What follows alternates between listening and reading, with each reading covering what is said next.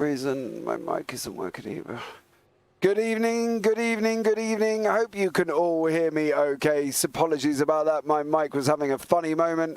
I'm not entirely sure why it was having a funny moment, but it was. But now it is back up and running, and we are live for the Nxtgen GT3 Championship from the Nordschleife Combined Circuit. And what an absolute barnstorming evening this is going to be, as we have got some great racing ahead of us here this evening from this absolutely amazing track. So in the booth tonight, you've got myself, James Parfitt, and Matt Zeniith here, going to bring you all the action as we go through this evening's racing.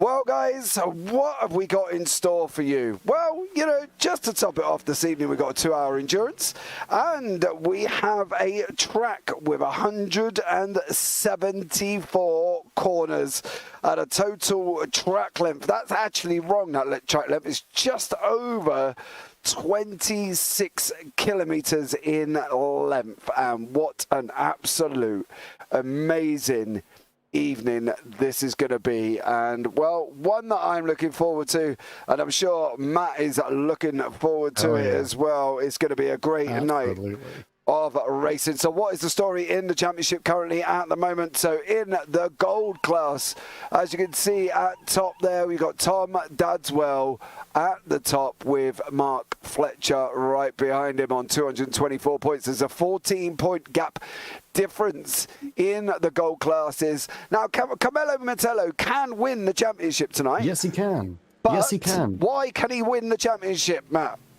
If Tom Dadswell and Mark Fletcher both crash out, that means, and Carmelo Metello wins the race, he can actually win this championship.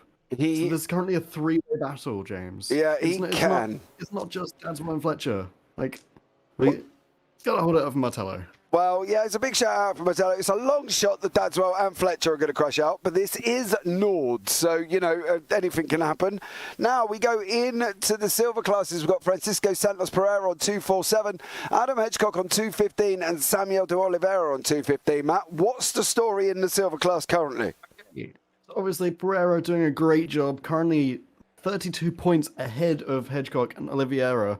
He needs 7th place or higher in his class to secure a victory in this race and for the championship. Hedgecock and Oliveira need to win and get the fastest lap if they want to have a chance of winning this.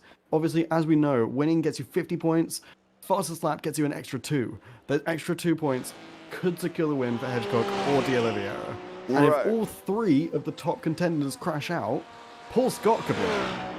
He could. That's still a possibility. But he's got to win the race, hasn't he? He absolutely does. He'd have to win and probably get the fastest lap. Right.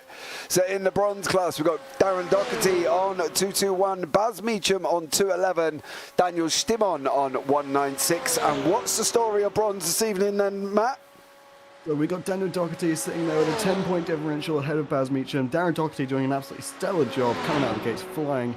If he gets 3rd or higher with the fastest lap, he will win the championship straight out the gate. If he gets 2nd, no matter fastest lap or not, he will win. And what does Baz Meacham need? Go on. Yeah, he needs to win. He needs to win this race to have a chance of. He needs to win to have a chance, and Doherty to get a little bit lower, probably about 3rd or 4th, for him to have a chance of winning. And if both Darren Doherty and Baz Meacham crash, Daniel Stimon has a chance to win. If he gets 4th or higher, and Baz Meacham and Darren Doherty crash out, he will win. So this is still a 3-horse race.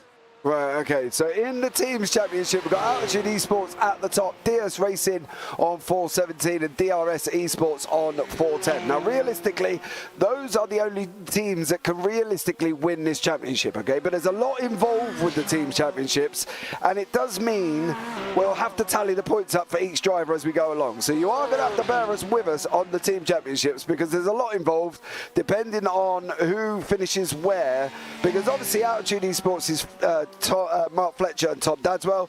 DS has got Pereira, Oliveira and Santos, and DRS Esports has got DeSantis, Martello and Albanese. So depending on where they finish is depending on who wins the team championship. But Matt has told me he's not answering any F1 questions this evening because he's got to concentrate on trying to do maths. I have. I'm going to be doing a lot of maths throughout these times. I've been tasked with handling all the tallying of the points throughout the race. I'll be giving you guys updates on the teams. I'll be giving you guys updates on the regular table. So do bear with me, but we will be getting through there. So just hold off in your F1 questions until the very end. All right, okay, so there we go. So that's the situation. Matt is in the back end trying to sort all the maths out. He's got all the information he needs, so hopefully we should be on top of it here this evening, and we'll bring you the action. So what we're going to do is we're going to update you on round about lap 8 of where everybody is sitting at the moment.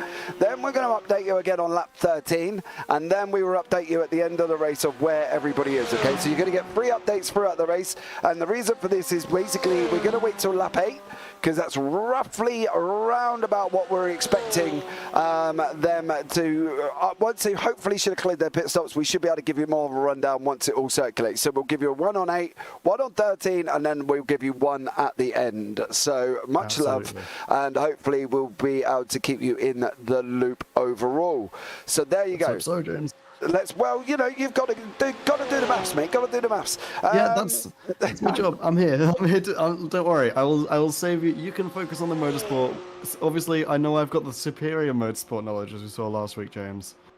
But my maths will get us through. Don't you worry. Right. So there we go. So we've got Dadswell in chat. Dan Peoples as well as Phil across the pond is here. Katie Ames, better late than never. Good luck to all tonight, but especially the Altitude boys. Absolutely. Chris Bergen is in chat as well. Fingers crossed we make it through turn 1 better than the last round. Well, let's hope we do, because at the end of the day, we do want a good, nice, clean race as we go. So hopefully we'll be able to get through as we come into the last minute 20 in practice. Now, current lap times, we're looking at, for gold, they're looking at about 8:19s. For silver, we're looking at 8:29s. For bronze is Darren Doherty at the moment on an 8:31. Now, there was talk earlier on about... They are very quick times, to be fair. I couldn't do any quicker. You know what I mean? I'm just very good. I'm just a lonely little man who sits in the booth, so I definitely can't do quicker. But what we're saying is, overall, at the moment... Now... People have come out in chat earlier on in Discord and discussed the fact that if anybody in bronze gets lapped on an 8-minute lap, they have said that they're going to quit, right? They're going to quit iRacing. So Daniel Stimon, unfortunately, come out and turned around and said, please, Mark Fletcher, go on and win, because I don't want to have to quit iRacing if you lap me. So we're hoping he doesn't get lapped and Mark Fletcher goes on and wins. But there's a lot involved for Fletcher to win. You know, he's got to take the win and the fastest lap. Now, don't forget as well is we've got the reverse grid of the championship standards. So Fletcher and Dadswell are going to start at the back of gold. Then we're going to have, obviously, Pereira, Hedgecock and Oliveira will start at the back of silver. And Doherty, Meacham and Stimon will start at the back of bronze. Now, that's going to be a challenge in its own right. So we are coming to the end here as well, so we will bring you up the grid very shortly. But that itself, Matt, is going to be a difficult one for the guys to move forward through the field. Climbing up that far is not an easy task. I mean, obviously, Dadswell, Fletcher, and Martello are all amazing racers. They've been incredibly consistent throughout the entirety of these championships. But no matter who you are, it's difficult. And we've actually got your grid up now. Yeah, so we've got Benjamin Klutsky in pole position, Jamie Dory second, Gazza Williams first, Gianni Peroni in fourth, Gavin Gardner in fifth, Rafael De Santos sixth, Adam Watson seventh, Mark Fletcher eighth, and Tom Dadswell is in ninth. Paul Williams is ahead of the silver with Paul Scott behind him, Samuel De Oliveira behind that, Adam Hedgecock behind that, and also Francisco Santos Pereira is there at the back in 14th place. Now, we've also got Joachim Seger in tonight as well as the guest driver for Team Tetra Rouge. Mark Baker is leading the bronze with Sam Holman in second place, Robert Adams third, Mark Sykes fourth, Daniel Stimon fifth. Bas Meets is the full 174 corner circuit that these guys are going to have to deal with. And there's a lot involved with this, especially as the fact that the guys at the back of the gold class are now leading us away. That's going to be tough for Fletch and Dadswell, isn't it? But, you know, they've got a long straight here. I'm not too worried. We can chat for a minute or so because these guys got a nice long run. Definitely. But, you know, for Dadswell and Fletch to get through this field, they've got a long way to go. They really do. I mean, Watson, DeSantis, and Gardner, all amazing drivers. You got Peroni, Williams, Dory, McCluskey. They're all gold for a reason, James. Like they're up in the top of this GT3 championship. They're at the highest class possible. They're there for a reason. They're not going to be easy to pass out. And there's a lot of turns to overtake, but there's not many laps. So you make one mistake, that could be it for you, James. Well, that's the thing at the Nordschleife circuit. Anybody that raced it before, you will know the very high curbs do love to bite you. Also, as well, once you get into the actual Nordschleife circuit itself, the difficulties of overtaking, until you get to the backside of the Dottinger Straight, there's not a lot of other opportunities. It is a very tight circuit to get two of these big gruffing GT3s alongside each other at the moment. So if you haven't followed or you've not raced at Nords before, you can see here the tightness of it all, and you'll be able to see once they go into the main Nordschleife section, they're going to get through the stadium section and then they're going to go off around the Nords. All right, so we've got a long race ahead of us, guys. We only are predicting round about 16 laps if Matt has got his maths right. Well, if we're doing around about an 8-minute lap, you're looking at around 15, 16 laps here, James. Based on the fact they get 8-minute dead on, so it's pretty good. All right, here we go. We're coming round now. We're going to go round to the left-hand side, and we're going to stay left. We're not going to take the normal straight line of the right-hander there, which is going to be marked by the cones. We are going to be looking now, ready to go. We're going to wait for the lights to go on. Here we go, James. You ready? I'm always born the final ready. endurance race. Here we go. The final race of the GT3 Championship. Is ready. The lights are on. They bolted already. Jamie Dory has gone in the Mercedes. Here we go as they go rushing down into turn one, and it's still Benji McCluskey out in front currently at the moment with Jamie Dory behind him in the gold. Paul Williams is there running wide. Paul Scott's taken the lead in the silver class.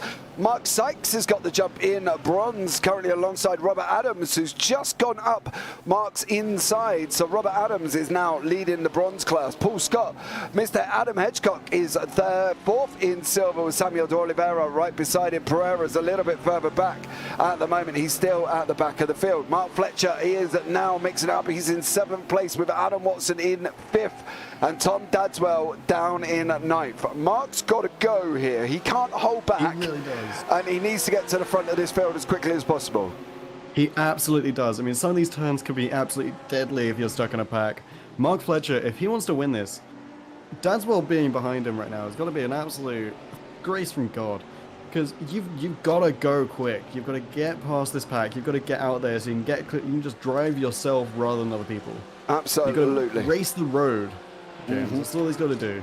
Yep, they have got to definitely make sure they are driving well. Mark Fletcher's currently got Tom Dadswell behind him, but Benji McCluskey is leading the golds currently at the moment. He is in first place with Jamie Dory and Gianni Peroni right beside him. We're going to be entering into the Nord section just momentarily as well as we see Peroni looking at going up the inside of currently up in the Dory there through the chicane they go. Adam Watson's tucked right behind him in the Audi. Here we go. We're going to be entering into the Nords. This is it.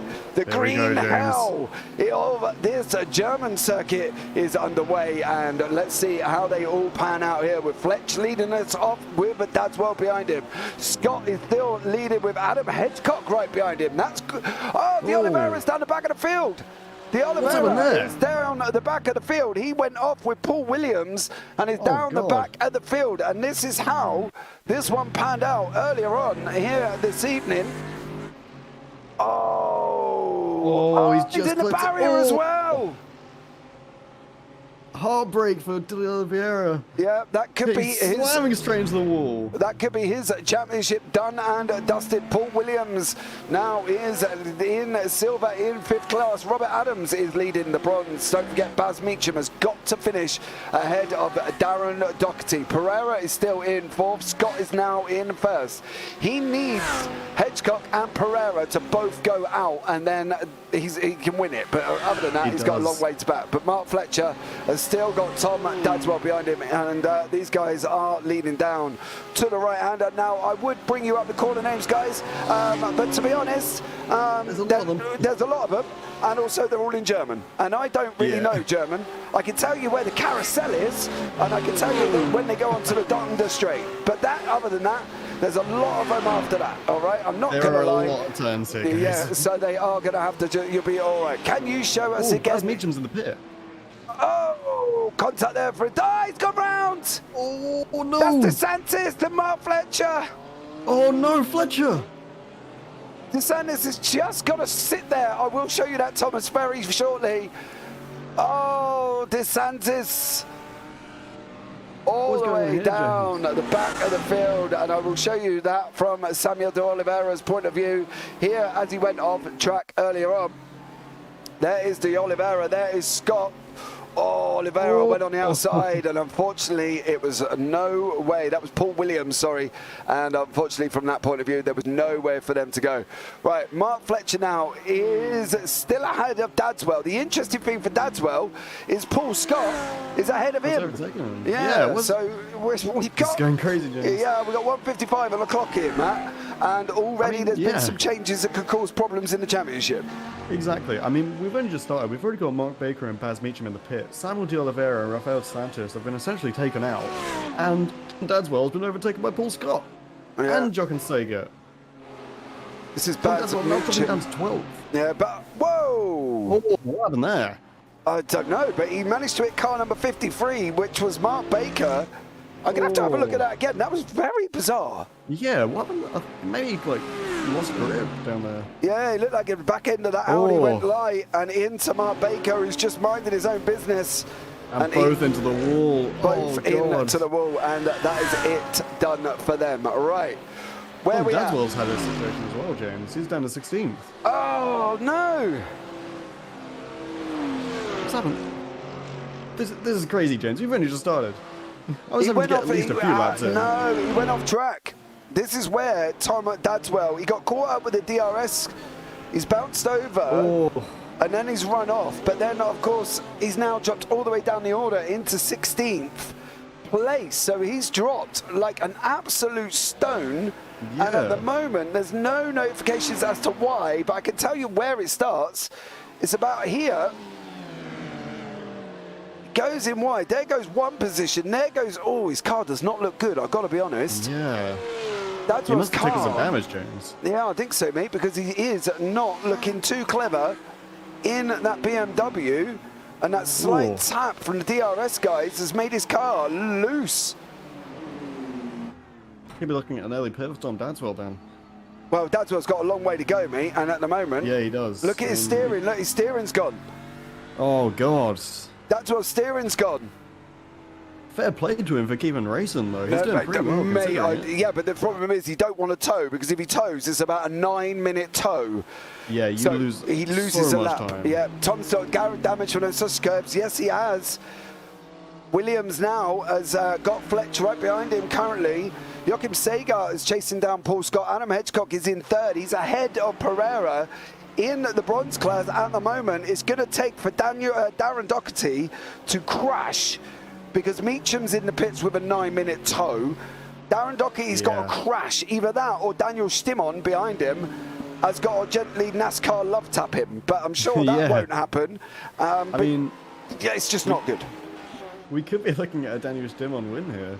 This isn't. It's looking more and more likely, James, as we've seen everyone dropping out. Well, Stimon doesn't want to get lapped. That's the thing for Daniel Stimon. Exactly. Now I've taken the Merc around this circuit. I did a little bit earlier on just for giggles, and let's just say it wasn't very gigglish. I've got to be honest, it's quite scary in the Merc.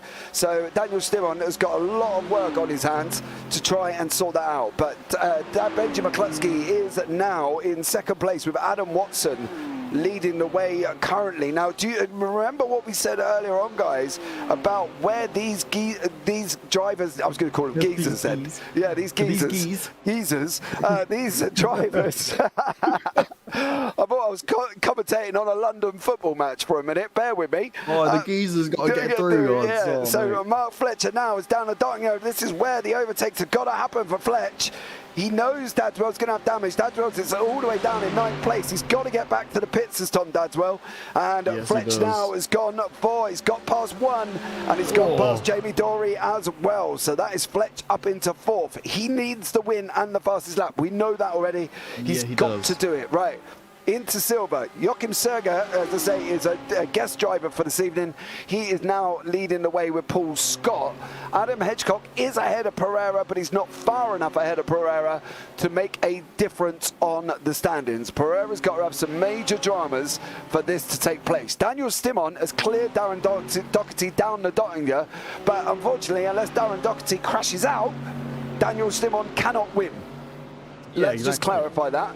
Mark Baker and Baz Meacham are in the pits. They're going to be in the pits for a while, partly because it's about a 9.5 minute tow around this circuit, believe it or not. Even if you crash next to the pit lane, you've still got to wait 9 minutes because the tow truck's going to come and tow you around the whole of the circuit. So, you know, that's quite an interesting one.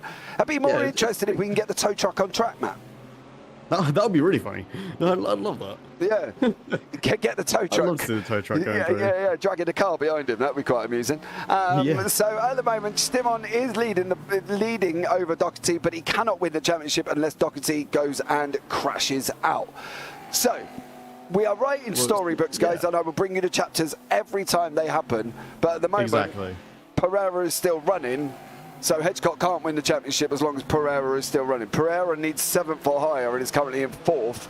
He should get 7th considering there's only 6 cars left. Now, one of the other things I want to point out as well is, unfortunately, for this man, it has not gone well. The Oliveira, as we know, has just caught the grass, gone up in the air. Oh, God. And that's not going to do him any favours. I'm not surprised that he's at one point he's in the pits now, because that is not going to be good. So there we go. Nope. Something interesting also, if Tom Dadswell is able to climb himself back up into 3rd, he will win no matter what Mark Fletcher does. Even if Mark Fletcher gets 1st place and the fastest lap, Tom Dadswell can win if he gets 3rd place or higher. Yeah, but he's got a long climb, mate. Don't get me wrong. He has got a very long climb after that incident, but it is possible. This is a very long race. Yeah, but he's a long way back. Yeah, but I can't see Dadswell being able to get this back. And I've got to be honest, this is really Fletcher's race to lose. Dadswell has, Dadswell's been in the pits, so he's been into the pits already. I don't think the fuel's going to last because he's only got 80% and he can refuel up to 80%. So of course, so I'll be surprised if he can last the hour and 49 minutes. So unfortunately for Dadswell, I think now it is going to be a damage limitation drive going forward. However, for Benji McCluskey, they are just coming down into Arenberg, which is one of the other corners I know on track, so bear with me, I'm getting there. There you go, you're getting it. I know, mate, you read the track map if you want. You know, there's corners and they're all called different frames. As you see, Fletch go round Benji McCluskey, and next on Fletcher's list is Gianni Peroni. I tell you what, from Fletcher's point of view, right, and I think this is what makes Mark Fletcher kind of stand out, is in situations like this, he kind of puts it in, do you know what I mean? He kind of gives it his all, I think. Yeah, I really get what you mean. He no matter the situation, whether he's miles ahead or miles behind, he will always give his all. Yeah. I've never seen him get arrogant in a race, like driving wise. So that's a very good quality to have as a driver. You don't want to get too happy-go-lucky up front and then lose it all because of a stupid mistake. Yeah, so we got Adam Hedgecock here in silver. He's sitting in 3rd. Pereira is in 4th. So unfortunately for Hedgecock, Pereira will still win the championship. Pereira needs to take a little bit of a divert off the side of the track for that to happen, because, as I say, he's only got to finish 7th, and we've only got 6 cars in the silver class. Yeah, exactly. Also, Carmelo Otello is not on the grid, James. So this is really just between Mark Fletcher and Tom Dadswell. Oh. So this really is Mark Fletcher's race to lose right now. Mark Fletcher, he needs to drive, and he needs to drive well, because a three place gap in between Fletcher and Dadswell will win Fletcher the championship if my maths is correct. 3 places in between them. So if Mark Fletcher gets 3rd, Tom Dadswell gets 7th, Mark Fletcher will win. Yeah. It's gonna be a tough one for Dadswell to climb up. but it's not undoable, James. It's not, but unfortunately, that is. Oh, unfortunate for Tom. This has not been Tom Dadswell's race. No. Oh God. These turns are eating him alive, James. Yeah, he's not having a good time of it. Currently, is Tom Dadswell. So, yeah, unfortunately for him, he's got to now just... I don't really know from Dadswell's point of view what he's got to do. He's coming up to Kellenard at the moment in the top part of the circuit as well. So he's got a mission, and at the moment, that's not helping him. Sam Holman is another man into the pits, and this is why... Sam Holman there in the BMW 15. Yeah, he's going to bounce a curb and run wide. Yep. Oh, God. And that is in... No. Straight into the wall. That was close. Oh, my God. Sorry, apologies. Oh, my. Yep. So, unfortunately for Sam Holman, he is now towing back to the pits as well. So that's another long tow for him. Paul Scott has got the recovering Rafael DeSantis. Don't forget, DeSantis and Mark Fletcher were involved in the spin at well, this is the carousel. So before the carousel, down into Arenberg, I believe it was. And unfortunately, DeSantis is having to recover there as well. So he's trying to come back through the order. So we're on lap 2. Of an hour and 15 minutes in, lap 2. We've got a long way to go. The cars are starting to get a little bit more spread out. Really, the Mark Sykes here with Paul Williams is the closest battle on track, guys. So now would be the best time to do your final hashtag MattF1 questions. If you've got any questions for Matt, now would be the time to do it, because there is a break in proceedings on track. People are starting to spread out. Pereira, however, is got the ever-looming Robert Adams behind him in the BMW. Oh, wow. We'll keep an eye on this one, as this is your current closest battle on track. And Mark Sykes is chasing down Paul Williams behind him. So there's a couple of little pockets of battles, but now would be the time to get your hashtag Ask Matt questions in regarding Matt's knowledge of Formula One for the final time. So if there's anything you not ask James? No, because I know the... Oh, Sykes! Oh, Mark Sykes holds it, but Pereira has got Adams behind him. So there we go, Santos Pereira being chased down by Robert Adams.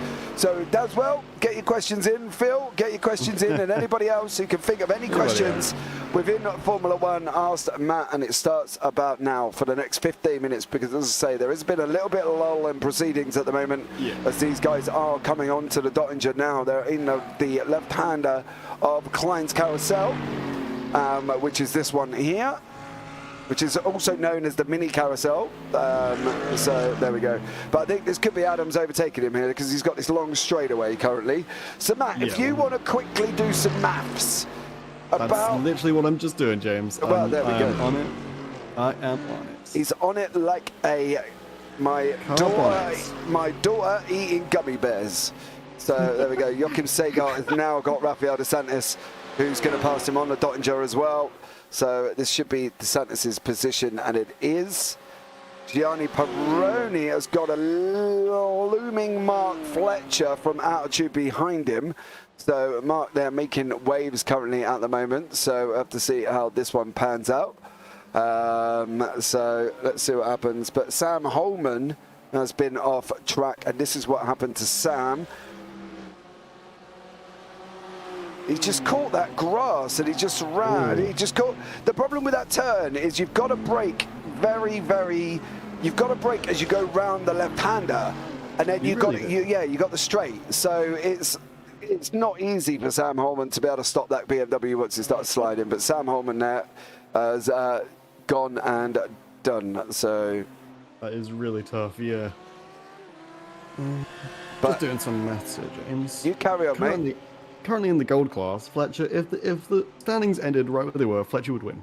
I think it was pretty obvious, but Fletcher would win.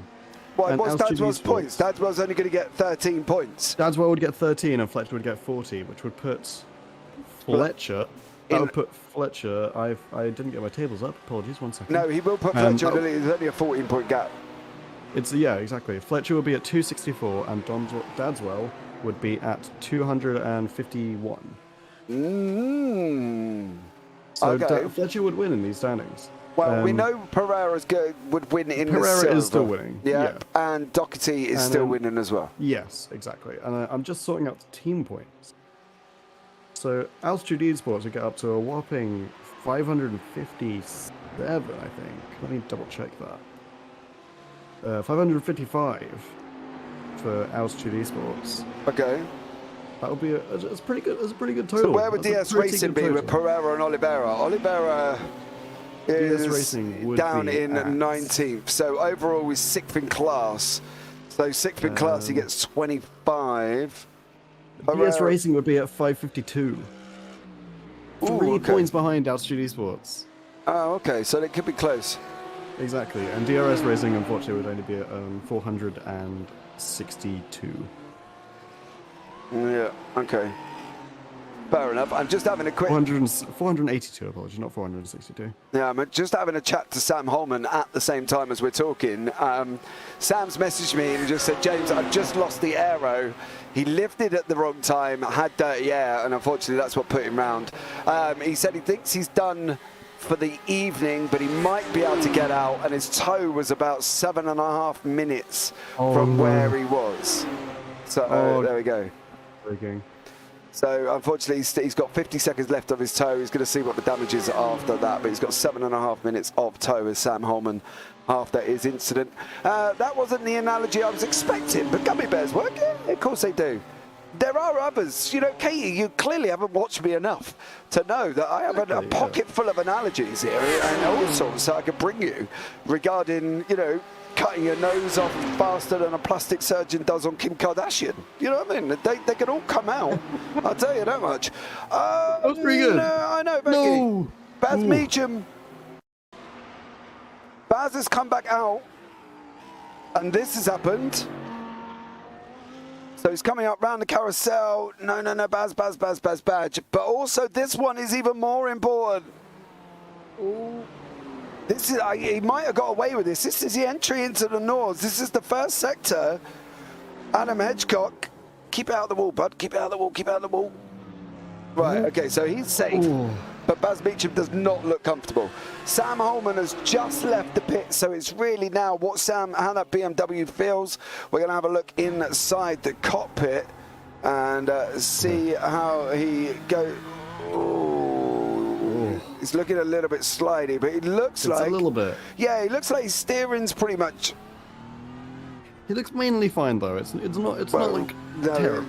It's not terrible, but it's not great. Ideal. No. It's not great by any means, but it's not terrible. Definitely not. Adam Watson here is leading the way. Peroni has still got Fletcher right behind him as well. So there is Mark Fletcher chasing down. Don't forget, Fletcher has got to win. Ha! Brilliant! I'll tune in to your coverage more often then. Usually I sit on the driver's streams. Oh, well, then, you know, they don't talk to you see. Katie, you come and have a chat with us. And Baz Meacham has just put up, oh, well, I hate Nurburgring anyway, and it's even worse in the Audi.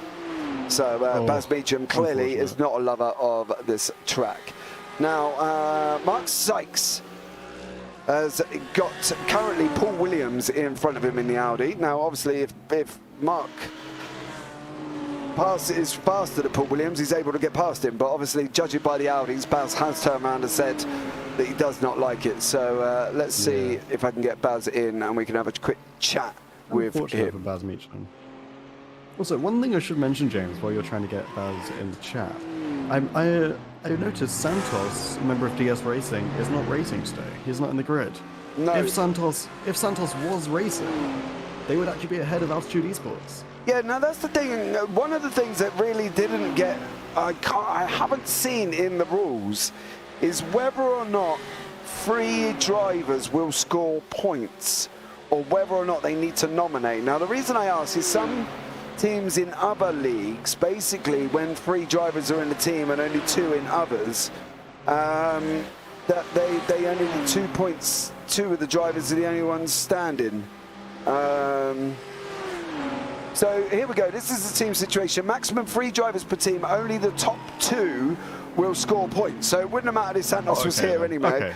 So never mind. Never mind. so I missed that rule. My apologies. So, and that's saying that though, DRS have lost Martello and Albanese. I can't see Albanese here. So only DeSantis is scoring points. Yeah, DeSantis is 28.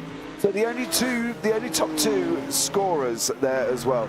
Meacham's been unlucky tonight. Shame is it not? Yeah, it's top 2. Yeah, thank you, Katie. Meacham's been unlucky tonight. Shame for him. Yeah. So I'm trying to get him into the commentary booth and have a chat, but we'll have to see how that one pans out. This is your up front battle. These guys are now coming in to the client's carousel very, very shortly. They're on that long, fast, well, left, right, that they're going to be able to go, and then they're going to go down to the bottom of the hill, and then they've got the left-hander. So there you go. Never mind, you found it. Yeah, I did, Katie. Thank you very much. Partly because I got a laptop with the rules set up along with everything else. So, you know, multitasking, Katie, multitasking. Multitasking, yeah. Yeah, as these guys go around the mini carousel here, Adam Watson, Gianni Peroni, and Mark Fletcher. Gavin Gardner looks like he's locked in a battle with Dory. He is currently chasing down Jamie Dory there. Mark Sykes again has been off track. That's dropped to Mark down below Daniel Stimon. And Daniel there is currently second in class. Darren Doherty is in there in 4th, and Mark Sykes is in the middle in 3rd. So this is going to be interesting now. This is where we're expecting most of the overtakes to take. Adam Watson's got Gianni Peroni right up beside him. Peroni goes on the right-hand side. They're going to be coming under the bridge after dying. Now, then they're going to go left. Can Peroni get in front? He can. Watson slipped in. Fletcher's now got to close the gap as well. He's not going to make this move, I don't think. It's possible there, Matt, that he might get it down into turn 1. I don't think so. I think it's going to take a couple turns before he gets there, but he's right up in there, James. He's getting close. Yeah, he's absolutely. Getting very close. Absolutely. Mark Fletcher now is closing in. Adam Watson's trying to make this move. He's going to be sandwiched against the barrier by Gianni Peroni. Peroni's not leaving him a lot of room. If Adam Watson was a ketchup bottle, Peroni was squeezing him, I'll tell you that much. He certainly was. These analogies are only getting better, James, mate, they could go. I've got another hour and 34 minutes, mate. I've got puns in my pocket, I'll tell you that much. Puns for days. For days. I am very glad. These are great. Yeah, Peroni takes the lead there at the moment.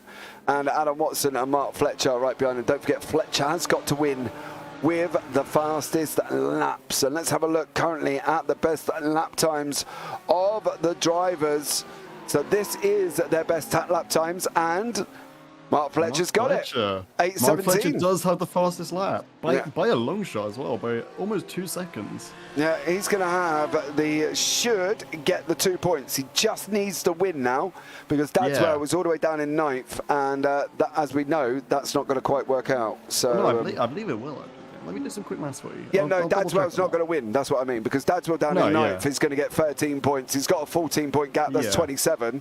Fletch even if Fletch finishes in 3rd, he's still going to get 40 plus the 2. That's 42. On top, he's going to be ahead.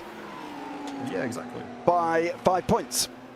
Matt, quick maths. See, I don't work in a school for no reason, buddy. I'll tell you that much. You work in a school? Oh my God. I do. Yes. Or you. Hey, don't knock it, mate, I tell you. Jamie Dory and Rafael DeSantis is coming through the stadium section here of the Nords combined currently at the moment. Dory's in the Merc. Now, he did make a mistake earlier on when he picked the wrong car, because obviously normally Dory's in the McLaren, but he has picked the Mercedes. I'm not entirely sure if that was on purpose, but he did put a message in chat earlier on with the words, "Oops, I picked the wrong car." So unfortunately for Jamie Dory, he's in the Mercedes. I think he's just, even though that was a session that got cancelled, so sorry for the delay earlier on, we did have sessions issues. You know, but if you remember all the way back to the very first broadcast, we had sessions issues then. After the sprint race, me and Matt, I couldn't join the session, so therefore we couldn't actually see. Where does Tom need to finish to beat Fletch if Fletch wins? Right.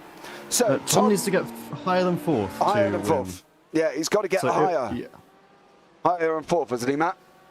Yeah, he does. He needs to get 3rd at least to guarantee win. Yeah, but Fletch needs the win and the fastest lap. So there we go. Although even if Fletcher does get the win and the fastest lap, if Tom Danswell gets third, which is looking unlikely because of the current situation, but it is possible, if Danswell does manage to climb back up to third, he will win. Yeah. But we are talking about a long way off yet, bud. We have got an It is hour a and long 32, way haven't off. we? You know what I It's mean? possible, but it's a long way off. It's a long way. It's possible, but we're expecting it possibly not to happen. Now, Hedgecock needs some big old luck here, right? He's down in 17th. He's not pitted yet. He did have that spin. Right. Hashtag Matt. Here we go. Oh, God. Matt, who was the F1 designer who designed the Donington Park F1 circuit and the Hockenheim and the Circuit de Catalunya? There you go. Clearly, Phil's been on Google. Yeah. Okay. You can't Google these. You can't Google these questions. Phil's been on Google, as you can see. Paul This Williams is cheating. chasing. I mean, yeah. The only track chased designer down. I know is Herman Tyke, so I'll go with Herman Tyke. Herman Tyke. He's put it at Herman that. Tilk, Matt. He's put it at however you that. say his name. Yeah, Daniel Stimon gets past Paul Williams in the Audi. That is Stimon now up into 13th overall. He's flying, is Stimon. Darren Doherty is going to have to do some... Darren Doherty needs to finish, basically. Yeah. Darren So- Doherty just needs to finish the race, and he will win. So where are we at the moment? Because Stimon's in second on a 45-point hole, right? Doherty's in fourth. He's on 35, so that's 10 points. What was Doherty's and Stimon's gap? Doherty's and Stimon's gap. Let me just get right back to you.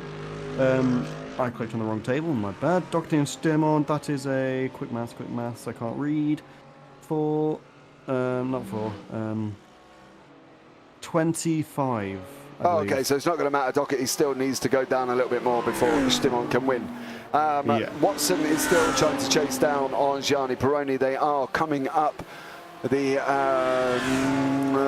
Bridgesheed part of the circuit. I'm sorry for my pronunciation, but that is... Phil. Sorry, James. He did, I did get it right. Yeah, Herman Tyke. He did say that was the only one he knows. So we've got round Bergwick now, heading down, all the way down into Mute Curve. So there you go. And Adam Watson is climbing all over. Peroni's going to come to the left-hander. Here we go. So James is going crazy. Fletch is right behind him as well. Is it coming into the right-hander before the carousel? And so take you on board with Mark Fletcher and just give it to you from his point of view. I wonder if we can see a little bit better there, because it's not ideal. There you go, from the gyro point of view. So these guys have gone around the carousel and they're coming down in Poston 147. Here now on the left-hander, they're going to be looking left-hander fourth gear. They're staying in fourth. Braking just past the curbs into third. Watson thinks about diving up Peroni. Doesn't quite make it this time. He wiggles through now. We're going down through Ekblad, through into Bruxen.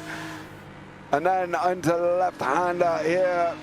Down through the rights, dropping down into fourth. He's got to look at flick into third, getting the car lined up on the gas. Goes Fletch down into the left-hander, and then we're going to go right at the bottom of Buchan here.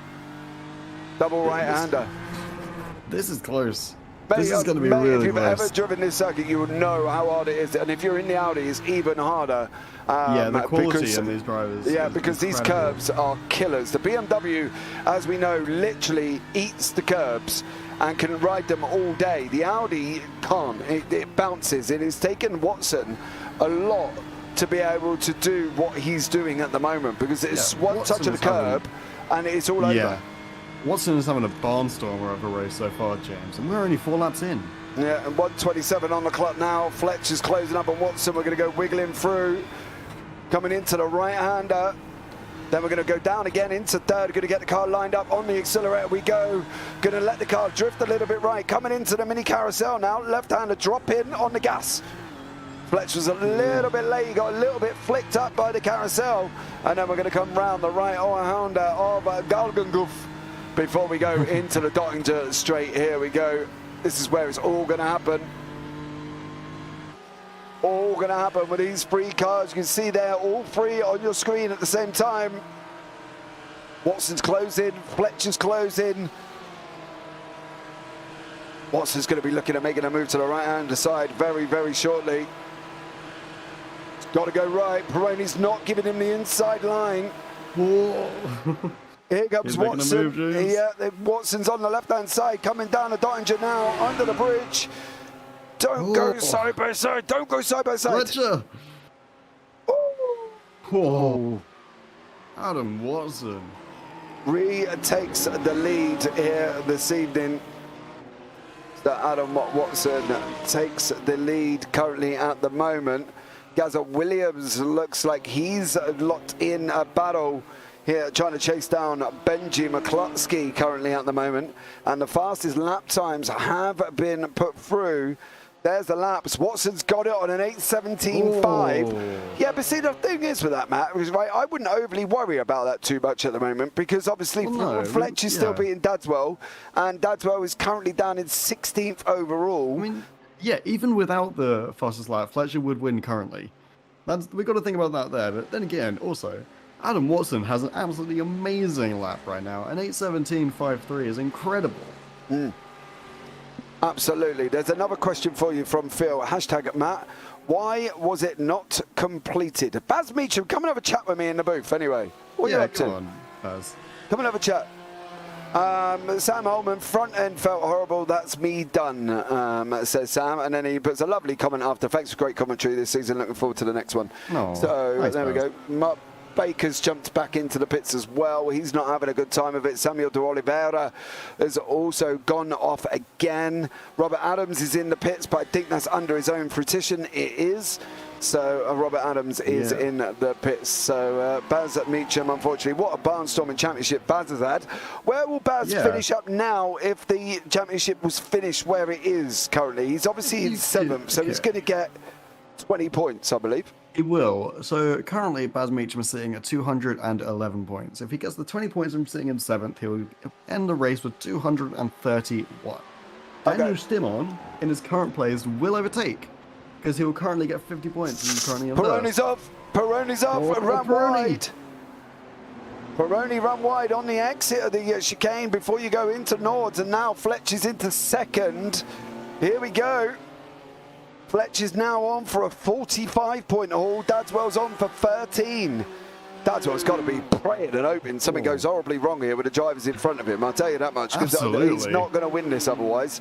So, yeah, poor old Tom Dadswell. Yeah. It's going to be a bit of a long shot for Tom Dadswell. It's doable.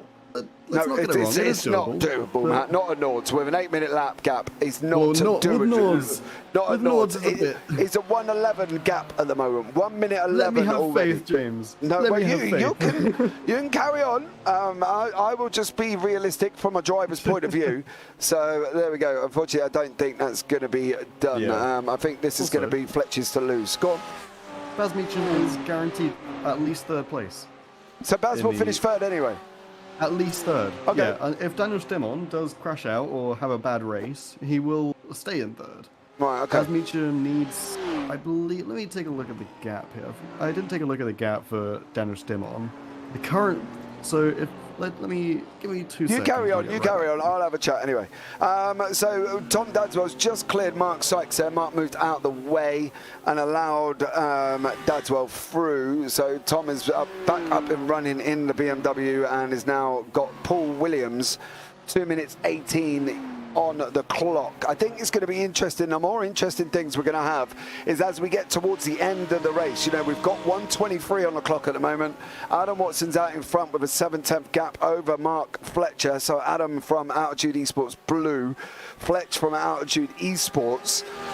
We'll try and work out the team championships for you as well, with DeSantis being the only team DRS driver, and Pereira is going to be the only DS Racing, I believe, unless Oliveira is back up and running.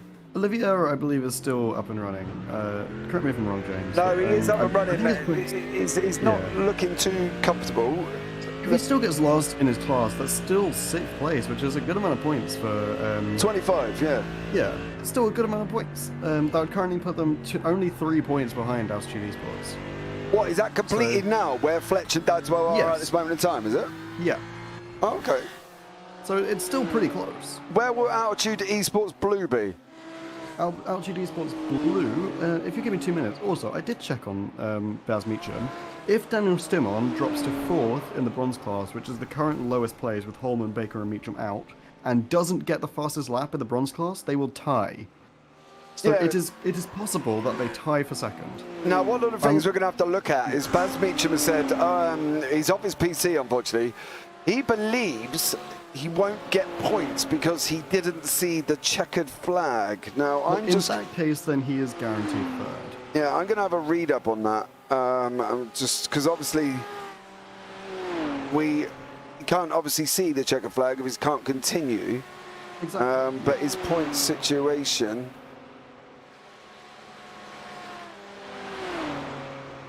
You can, it doesn't actually state on the rules regarding points. I'm having a read now. I believe you still get points if you don't see the checkered flag. Hold on. I can't actually see anything about the points. So I think that's going to be an interesting one. That may be something that we'll have to look at and see, because I can't actually see anything in the rules that doesn't state. So Matt's asked, Phil's asked, hashtag Matt, why was Donington F1 not completed? I have no idea. World War II? I don't know. I'm just grasping at straws, man. It could be possibly that it's World War II. I'm just grasping at straws. Also, James, would you mind reminding me who is in Altitude Blue? Altitude Sports Blue is Adam Watson and Adam Hedgecock. Watson and Hedgecock, perfect. Okay, I'll get back to you on those scores in 2 seconds. Right, okay, I'm going to carry on looking for the points changing situation. It doesn't actually state, I've got to be honest, how many laps you have to complete before you get points. So, yeah, it's going to be interesting. But Watson still chasing down, still in front of Fletch. Dadswell's now chasing down Stimon. So Tom Dadswell, and Jamie Dorey is trying to break away from Jochen Siegert currently, and Jochen is leading the Silvers, as we say, a guest driver for this evening, with Paul Scott in second place. Pereira is in third, so Pereira, if he stays where he is, will wrap up the championship, and that one will be done and dusted. Adam Hedgecock is kind of driving around loneliness on his own at the moment. He's got Mark Sykes 18 seconds down the road. The leaders in front of Adam Hedgecock are about 1 minute 37, so he's got a tough job as Mr. Hedgecock. And in the current standings, James, Altitude Blue would overtake DRS Esports to become the third place team in the current standings. Adam Watson doing an absolutely incredible job with the fastest lap and the first place currently. So he'll currently net 52 points. Yeah, I believe, though, this is Fletch who's going to get the fastest lap at the end of this lap. And the only reason I say that is because he's used the draft to try and clear Watson. Fletch is looking like he's going to be taking the lead. He's gone all the way to the left-hand side of the circuit, trying to keep as much gap between these two as possible. The last thing we want is netcode grabbing hold of the cars and deciding that they were close, and when they really weren't. So we're... Oh, all right, Mr. Watson, don't do that, as Adam blinks there, but Fletch is now taken the lead in that BMW. Watson in the Audi. They're going to be going left now, and then they're going to jink right, and then they're going to go left again into the final part of this circuit before we end up back into the stadium section here tonight. Fletch and Watson have gone in the pits. Oh, at the same time. Yeah, what's Benjamin Klutsky? Yeah, well, he will do. Fletch didn't cross the line under his own full speed. Just want to make that clear. McCluskey, Williams is in. What's Peroni? Peroni's in. DeSantis. So the top 5 are DeSantis in as well. No, he's still going around. No, pit lane's further down. No. I got confused there. My bad. Yeah, DeSantis is there in. I was right. No, I'm clairvoyant, James. I can just see to the future. Well, Gardner's in. What's Seagart going to do? Is he going to be in as well? I believe if they run full laps, I think this could be them all needing fuel. Jamie Dorey's in. Paul Scott's coming down to Dottinger at the moment. I believe he's going to be heading into the pits as well. Although, because Dadswell didn't pitted quite early, he might be able to get another lap in before these guys. Yeah, well, obviously, the average, it looks around about 45 minutes. So of lap times. Fletcher's come out in front of the Adam Watson. Paul Scott in as well. What's Dadswell going to do? Because obviously Dadswell here can make a bunch of positions. He's going to keep going round. Obviously Dadswell did pit on at the end of lap 1. So Tom Dadswell now will go into 4th. But the thing with that is lap 1 was at the end of 8 minutes. So he's still got 8 minutes onto the 45, take away 8, it's about 37.5 minutes from, of running time. So he's got about 8 minutes left before he's going to need to go into the pits again. So this is where it's now going to all resolve itself after this section. So we will give you a tally after lap 6. The fear is though, Matt, is they can only run 45 minutes on the tank of fuel that they're allowed to be given, which is only 6 laps, which basically means they've got to stop again. Yeah, I mean, my calculations earlier with them doing about roughly 15, 16 laps are completely off because I forgot to count in pit lanes. But so we're probably looking at about 13 to 14 laps. They have to stop twice. That could really shake up the rankings if people were able to fuel save, right? Yeah. That fuel saving could really make some work here. We saw it in the first race with Chris Danes. Yeah. Could we see it again, James? No, not here. No.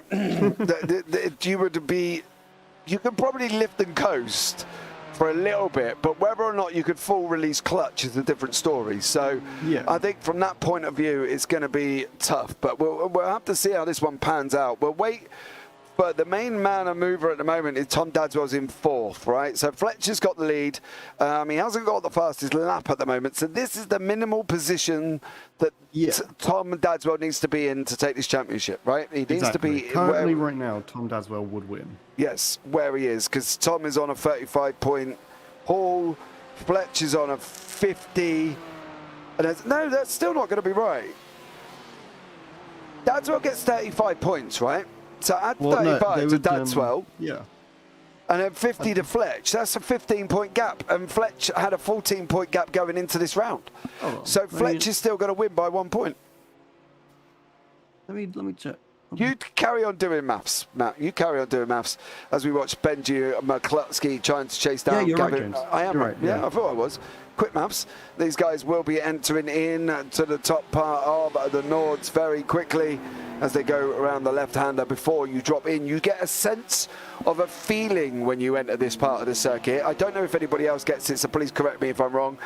But when I enter into this part of the track here, this is where I know the Nords start. I don't really look at the stadium section as a Nords Life track part of this circuit. It's here. This is Nords at the beginning when you go to that left-hander, and I think this is where the butterflies start and where you try your absolute hardest to try and keep off some of these absolute horrible curves on the left-hand side that will bounce you out. Now they can be absolutely deadly. Yeah, well, you've seen it in the Audi. The Audis do not like it at all. We even saw it on the BMW with Dadswell. I mean, but then again, Dadswell was kind of forced to go up onto almost sausage curb section. Yeah, definitely. But then again, these curves, it still shows, like, even the Beamer can get a little bit funky on these curves, James. Yeah, and just seeing here what we're going to see, mainly what the BMW is going to be doing. You'll see the difference if the Porsche catches the curve to watch the BMW, if the BMW here of McCluskey does the same thing. Now, obviously, the Porsche, the Audi, the Merc have all got to try and stay away from these curbs because they will bounce them. Where you can see some of the difference there is obviously Gavin Gardner took a not winder line going into that left-hander, where the car of McCluskey was able just to go straight over the top. So it's a different kind of scenario here, Matt, with the curb situations in the BM and the Porsche. It certainly is. It certainly is, James. You're completely right. The Beamer's, it's a tough beast. It's a tough beast. So it's going to be interesting, James. That's all I can really say about that. It's going to be interesting. Well, the interesting thing is also Dadswell's now got the fastest lap of the race, so them 2 points will put him ahead of Fletch by 1. It would. It absolutely would. Yeah, Fletch will be. He's got to get the fastest lap. But then again, Dadswell's pitting out of sync. So in about 6 minutes, we should see Dadswell in. but we will see. Yeah. I mean, that is one hell of a lap from Dadswell. 8:17.57. I thought Mark Fletcher was going crazy with an 8:17.81. I thought Adam Watson was going crazy, but they just keep improving on it, James. Well, the track's, it's like anything, isn't it? It's like a general Formula One circuit. The track's going to rubber in. You know, they're going to be able to, they're coming off fuel. Don't forget, Dadswell's coming to the end of his fuel load as well.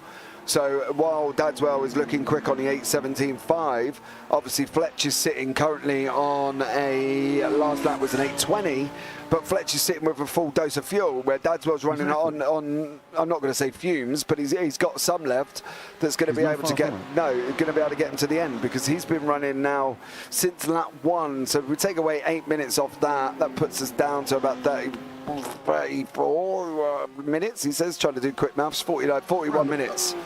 So it's only going to be the end, probably the end of this lap, that Dadswell should come into the pits. Yeah, definitely. If Dadswell doesn't go into the pits here, I'll be very shocked. Well, yeah, I suppose from that point of view, but he only took 36 seconds as well, so he didn't load fully up on fuel either, because obviously the other guys have been in for a lot longer, so it'll be interesting to see how much longer Dadswell's got in the tank, really, 100%.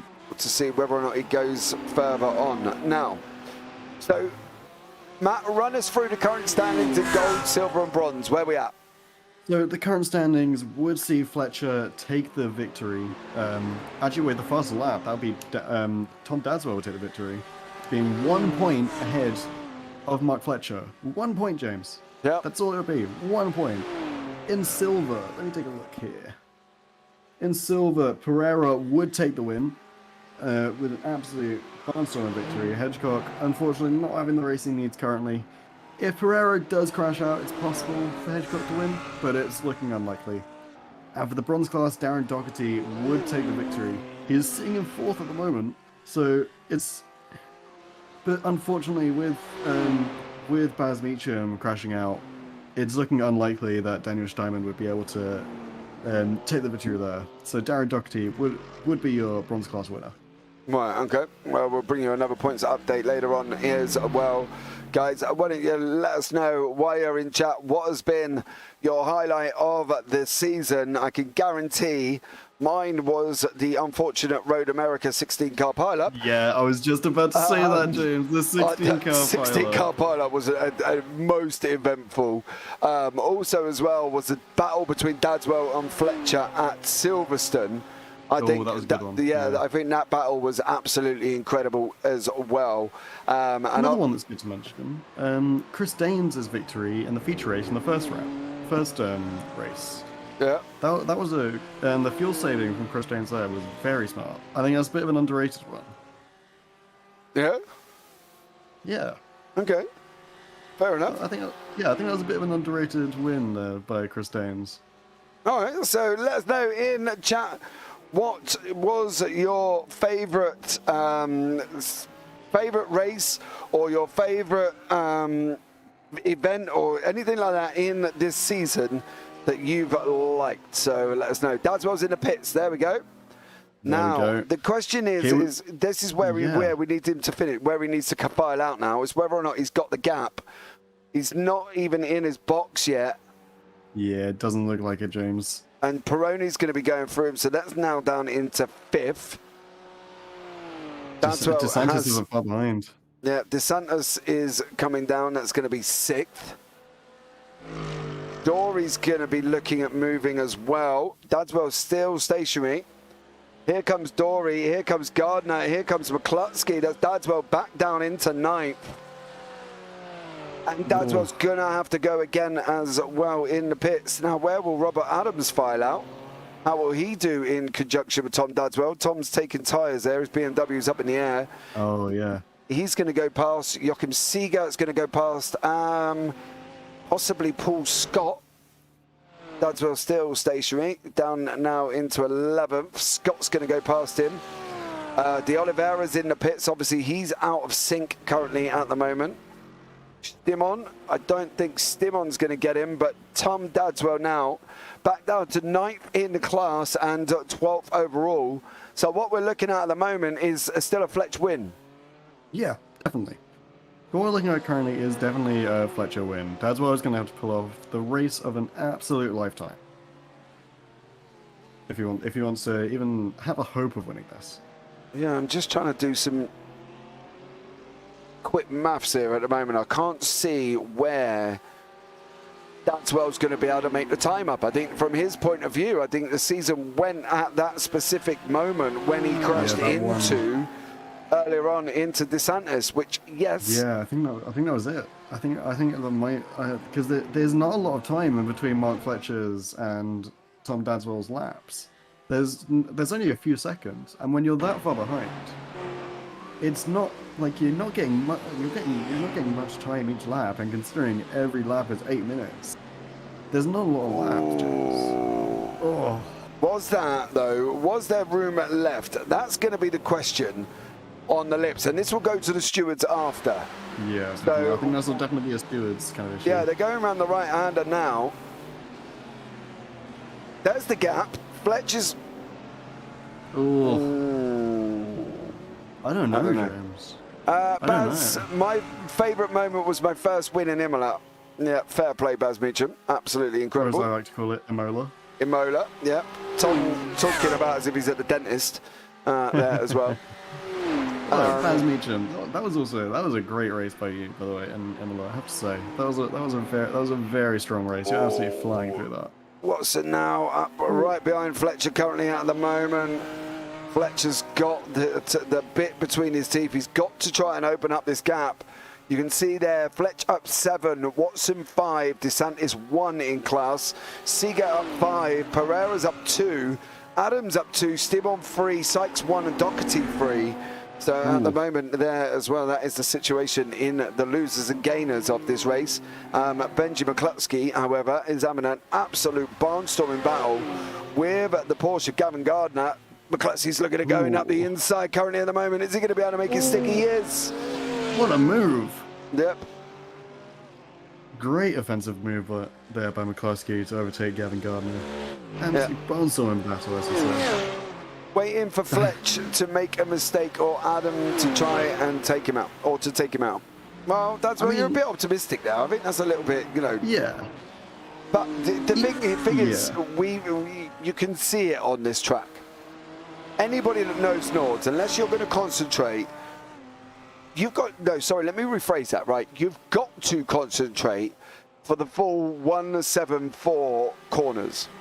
If you don't, there is every corner here will try and kill you, and I'm not gonna lie, they will try and kill you, and and I think you've got to be careful. Even some of the flat ones here, when there's no curbs, you run out into the grass, you can't get that car turned, and they will grab you. They're almost like the Kraken coming out of the sea and grabbing hold of you and pulling you in, and that is what this grass is like as well. Run on the grass, and it grabs you. And it gives you that Kraken sinking feeling where the only place you're going to go is into the silver hell on the right-hand side that's going to put you into the barrier. Sorry, ran over. Right, anyway. No, that's great. Also, by the way, while James was having his little meltdown there, I did some maths. Okay. If Fletcher was taken out, he'd have to lose at least a minute of time. He'd have to lose at least a minute for Dadswell to win this. Because he'd have to drop down into 7th or 8th. Right, okay. Even if he went down into 6th, just behind Dory, he'd still win, James, unless Dadswell has the fastest lap. So even if Fletcher does get taken out or he does make a mistake, it's still looking pretty good for him because of the unfortunate incident by Dadswell. Well, this is an unfortunate incident for Robert Adams. Oh no. Adams with Jochen Seager right behind them. They've just entered in there on the right hand side. Oh, Adams got out. No! Or just about. Down. That's down Face first into, yeah, just down between Hockey Niken there as well. And that is Robert Adams just sitting there waiting. Oh, Mango sending lots of love and support, especially for DeSantis. Well, unfortunately for you, Mango, DeSantis was involved in an incident at the beginning with Mark Fletcher and is currently in 5th place in gold. So there you go. Unfortunately there for you, young man, I will show you this incident. And this is what it looks like from the chopper cam. DeSantis is in front there as well. You see him run around the right-hander, okay. Then he goes a little bit in too wide. The gap opens up. Fletch takes the inside. And that is unfortunately what happened to DeSantis. And he had to sit there and wait. It's a very unfortunate mistake. Very well, you careful. Well, no, I don't mean to call it a mistake. Yeah, you got to understand the physicalities of what you're saying. It's the what comes out after. It was a bit of a semantics issue. That's a very unfortunate incident. We'll call it that. That's what you need to say. You can't say mistake because trust me, it doesn't go that well. So Dryden is in chat as well. I despise Nordschleifer for that reason. Yeah, so it can be a tricky circuit for some. Daniel Stimon is now right up behind Robert Adams. Adams there on the right hand. He's got damage on his front right. So that's not going to be causing him there much love. He's coming around near into Whipperman at the moment. And then they're going to go through into Eschblack and down through Brunchen, which is the double right-hander later on in this lap. So you're going to go round once, and then you're going to go right again, up the hill, and then you're going to be leading off now into Eltzkirch. Unfortunately, this season was a banger still. Always exciting to come back to this. Yeah, absolutely incredible. The season has been amazing. I think from mine and Matt's point of view, Matt, go on, is your favourite moment? Hold on. Oh, wow. Hold on. Oh. That's Tom Dadswell. Oh, no. Tom Dadswell has just gone and torpedoed the barrier. Let's have a look inside his car. Is his car okay? It's going to be coming up over the bump in a minute. Then he's got to go right. I don't know really what the mindset now is of Tom. I think you've got to be going damage limitation. Oh, it doesn't look comfortable, I've got to be honest. Damage limitations, but unfortunately for him, his damage limitations look like he's trying too hard, and therefore it's looking like he's causing himself problems. And I just don't know if somebody needs to kind of get hold of him and say, here Tom, settle down, pedal. You know what I mean? Let's just take a breather and go from there, because it does look like Tom Dadswell is driving a little bit more angry than he's normally used to. So yeah, there we go. It's understandable though. I think driving angrily here is very understandable. I mean, the amount of incidents, obviously, it's a very difficult track. You can get caught up on corners very easily. Like, driving with anger is 100% understandable. I know I would in this situation. Well, James. that's the thing in chat. We've got Dadswell in chat. Is currently just put, I'm just waiting for the rage quit. From I don't think we'll see that much. I don't think we'll see that far. I don't know. I don't know, because every the problem is it's not how you deal with incidents like that, right? And you can see here now, Fletch knew. Okay, so let's put it into perspective at the moment, right? Fletch knew what he had to do, right? Fletch knew he had to come into this, and he won. He messaged me earlier on, and he said, James, we've worked it out, and this is the situation, right? I've got to win and take the fastest lap. Tom's got to get fourth. So he'd already worked this out. He'd already planned this, but unfortunately, this just keeps happening to Tom Dadswell earlier on, and is now off again. He's lucky he survived that one, but again, he's off track, and this is what I mean. He's running on this angry head that he just needs to calm down, and I think he's not going to be able to do that unless somebody can get a hold of him and say, dude, you know, look, chill out. You only need this. So there we go. Exactly. Also, Gavin Gardner did go into the pit while we were talking there, James. Yeah, so, Gavin Gardner. Dadswell currently leads. Yeah, Dadswell up into it. So is Mark getting Dookied for killing? Well, look, I think before we get into that one, right, and I'm going to be on the fully understanding here, let me clarify something. And if, as you know, Hugh, as well, you've got to look at the bigger situation. DeSantis did run wide. The gap was there, and Fletch was in beside him. Now, obviously, if you hit any car on the rear quarter panel, you and I both know, according to the rules, that I've been a part of so many times, that apparently is my right. You've got to give me room. Now, from what we've looked at on the chopper individual picture, there wasn't the room given. That part of the circuit there specifically, you are able to take too wide, and we did see that earlier on. But that part of the circuit is not big enough and wide enough if you're going to come across the front. Now, did DeSantis turn in front of him? We can't really tell. We can have a look inside the cockpit of DeSantis and I will be able to tell you, but your angles of what's happening outside, unfortunately, you're not going to be able to see sufficiently. So I will bring you the cockpit view of what DeSantis saw at that moment in time, but you've got to be aware that if the gap was there, then obviously, no, it's not going to let me go back far enough. No, too far back. So I'm not going to be able to show you. But we've got to look at the bigger picture. Give me a minute, guys. This will settle back down again. It's just having a funny 5 minutes when you try and go back too far in a replay that it doesn't like. So, you know, that's the thing. It looks like he tapped him on the way in, sending that Porsche wide, which gave him the gap from the outside. Well, I don't know. Well, I think at the moment, while we're all specifically not stewards, I think we'll leave it up to the stewards. I don't think if there's going to be anything, I don't think there will be a straight disqualification. I've never actually ever seen that in any series ever, unless somebody is driving like you know, as if he's got blindfold on. So that won't happen. Could there be a most we'll points see deduction? is a couple grid penalties. Yeah, but will there be a points deduction? Who knows? But it's not going to affect DeSantis because DeSantis wasn't in the championship. Fletcher is, and so is Dadswell, and DeSantis wasn't. So whether or not, I suppose, from the bigger picture, whether or not deducting Fletcher any positions is going to make a massive difference, depending on where Dadswell finishes. And currently, if he's down still in 8th, it's not going to make a massive difference. So there we go. That's my perspective on it with 55 minutes remaining as we still see that's completely right. Fletcher and Adam Watson here coming up into the carousel section. They're going to straight line this, as you see here, as much as possible. It's not really a corner. They're going to drop in. They've got to stay in that inside line. Otherwise, they will pop out. And if they pop out and get on the gas, you will end up spinning the car. So as we can see here. KE, yes, I agree, and I believe there was a stewards meeting with the guys from DRS and Altitude this week that took part. Obviously, I'm not privy to that meeting. We know there's been incidents with Altitude and DRS this season as well. So whether or not that's played a part, I don't think so. I think Fletcher was just trying to get to the front as quickly as possible, which is what he needs to do.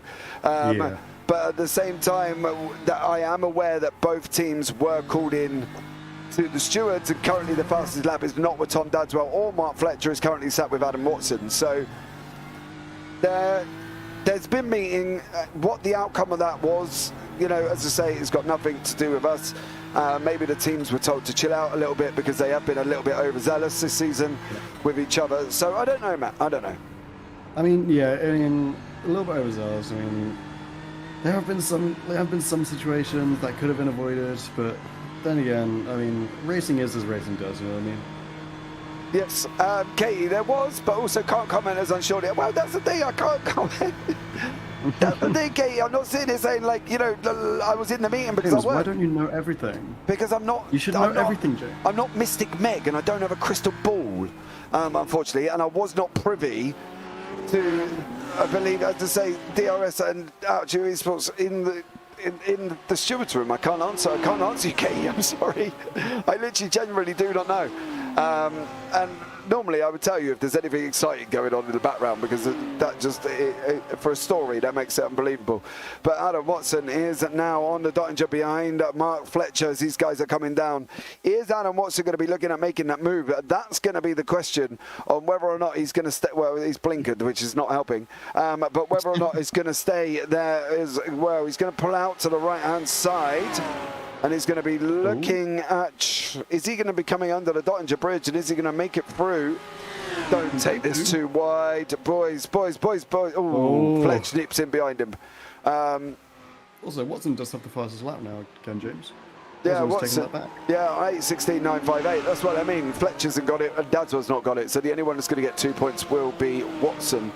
So Yeah. fair play. Runs in the family from not liking Nordstein. I don't actually. The thing is, I don't actually mind Nords itself. I would rather take Nords in his bare form of just the green hell, just the right-hander. Into Nords you go. Do I like the stadium section? No. Does it drive me crazy? Absolutely. Can I get it hooked up and working properly for me? No. So, but I love Nords in general. So there we go. But we're going to have to just see how it all works out. Yeah, 100%. It's very interesting. Watson can't get into the top 3, James, but he can get 4th. So currently Watson would be in the top 4 at the moment. What, the championship? Yeah. So he would take over Chris Daines and hit 4th currently with an extra 52 points, but he's unable to reach Carmelo Metello. There is a very large gap there. I believe it's 65 points or something similar. Mm. Oh no, it's more than 65 actually. Apologies, it's more like 75. Well, Watson's going to give it a all if he gets 50. It takes the fastest 52 with the fastest lap. So fair play to him. Robert Adams now has got the looming BMW of Robert Adams in the BMW. That's Paul Scott on the right hand side in the Audi. Paul is second in silver at the moment. He needs Pereira not to finish, as does Hedgecock, for these guys to overtake Pereira. As it stands at the moment, Pereira just needs 7th or higher, and being there's only 6 in class, he will take points. So there we go. Yeah. And as we can see, Robert Adams has cleared Paul Scott. Robert has got his damage fixed on the front of that BMW, so he's now back up into full aerodynamic mode after taking a fast repair there as well. So his car is now up and running again nicely. But there we go. Sorry, James, just doing some maths really quick. Apologies, I'll be back in 2 seconds. That's all right. Watson has cleared Fletch. Go on. If Daniel Steinman if Daniel Steinman is able to get in first, since Darren Doherty is currently in 4, I believe he will take second. If he gets the 2 points, he might have a chance of winning, James. He's not going to get 2 points, and I can put that down to the fact that there's a 5-second gap between Robert Adams on an 8.25 and Stimon on an 8.30. Now, if an 8.30 is Stimon's maximum potential in that car currently at the moment, which it looks like it could well be running on the fuel that he's running on, even later on in the stint as he went down, he still wasn't going down to the 8.30 mark. So Stimon has got to really put in an absolute barnstorming flying of a lap to do an 8.25. He really does, James. I mean, is it possible? It's unlikely. I will say it's that. Not. He's not going to find 5 seconds. There's just no way. Yeah, it's improbable to the point of almost being impossible. I would put Stimon currently at 45 points and see where he works out after that. I think he might jump Meacham, but I think that's about as far as he's going to get. He will jump Meacham if he gets second. Okay. I'll tell you that much. Because I'm gonna double check that just in case, but I am 90% sure. Because Baz Meacham will currently get 20 points and be in 231, I believe. If they're receiving points, if they don't finish the race. Yeah, if he now, receives points. That's one of the rules I cannot literally physically find. I cannot see in the 9 pages of rules that these guys have actually tied out whether or not they will record points. And I'm looking constantly and I cannot see anywhere in the rules. Now, generally, as we know earlier on, Katie Ames as well, like I found the rules on the team standings, which is obviously a maximum of 3. But I just cannot find anywhere that says if the driver does not complete or needs to run for a certain amount. And I think, well, we'll see. We'll see how that one pans out, I think. I'm going to have to try and admin somebody to see how it goes. You must take the checkered flag to score points. You will not score if DNF, DNS, DSQ. Where did you see that in the rules? Under point system, just above bonus points, just under certain conditions. So Baz Meacham will not be receiving any points. which means Nxtgen currently will jump Baz Meacham. It's very nearly guaranteed that Nxtgen will be taking second place in this championship. Although Baz Meacham is guaranteed third. Okay. Well, there we go. Bargain. See? That's why you're here, Matt. I did something useful. Oh, yeah. Well, there we go. Paul Scott and Robert Adams here, and we're having an interesting battle. Mark Sykes. The only car I got the hang of around Nords was the LMP1 Porsche, but GT3 could never find a flow. I think that's the thing with these cars. You've got to drive them solidly to be able to make that massive amount of difference. And I think that's the thing here. If you don't drive these cars all the time, continuously, like some of these guys live in the GT3s, and if you don't do that solidly, then obviously from that point of view, you will struggle to find a flow. And Nords isn't a circuit where you can just jump in and say, hey, bud, I'm here, let's go, and whack in an 825 or an 816. It's just not possible. So it needs that practice time, and I think that's going to be something that these guys have got to try and do. Yeah, 100%. So yeah, now that we've sorted out the rules, James, Baz Meacham is guaranteed third. Okay. Yeah, even if Mark Sykes does manage to somehow climb up to Robert Adams and get first, yeah, he will fall just short, unfortunately. Right, well, Sykes is on an 828, Adams is still on an 825, so Sykes has got to go flying 3 seconds somewhere on this Northern Life circuit, and I think that can be difficult. I think it can be difficult. And he has to gain 21 seconds on him to even have a chance of getting into the top 3. Yeah, Mark Fletcher did pass Adam Watson. Oh, Mark Fletcher taking first place for 50 points. Oh, no! Ooh. Oh, no! That was almost catastrophic for Mark Fletcher as well. That one came very close. Okay, please. What? You okay, James? No, the system was having a little bit of a nightmare. There we go. We'll go back. Oh, Watson just kind of catches the barrier and looks like he spins himself. Yeah. So Fletcher's out in front. I'm not quite sure what's happening tonight. The timing software is having a little bit of a funny 5 minutes. A little bit, yeah. So Watson, what? Chris, yeah, Chris. Watson went off. But the thing is, with that part of the circuit, it's not actually registered as an add and off. We've got to try and find it, which is a different story altogether. Watson now 3.3 seconds, currently in that Audi. What is he looking like from inside the cockpit? Still straight, still running 6th gear, 163 miles an hour. Fletcher's currently running 164. So not a lot of difference at the moment, 1 mile an hour. Watson on a 162 as it goes downhill. It's going to go 165 at the base of the hill. There we go. So yeah, so Watson's still running cleanly at the moment. Still doing pretty good. Apart from the fact that he's obviously stuck it into a barrier. So yeah, apart from that. Yeah. Although Adam Watson still does have the fastest lap, so at least he's got that going for him, you know. I mean, it was a very fast lap as well. Yeah, he's going to get the 2 bonus points. So you know, I think that's still going to work out for Watson anyway. But as I say, he did go off the track. Now, the thing with that is if I can find the impact of it. Oh, he hit it pretty hard. Good. Yeah, that was almost direct. Face to a wall. Gee. He's got some damage on that Audi at the front there.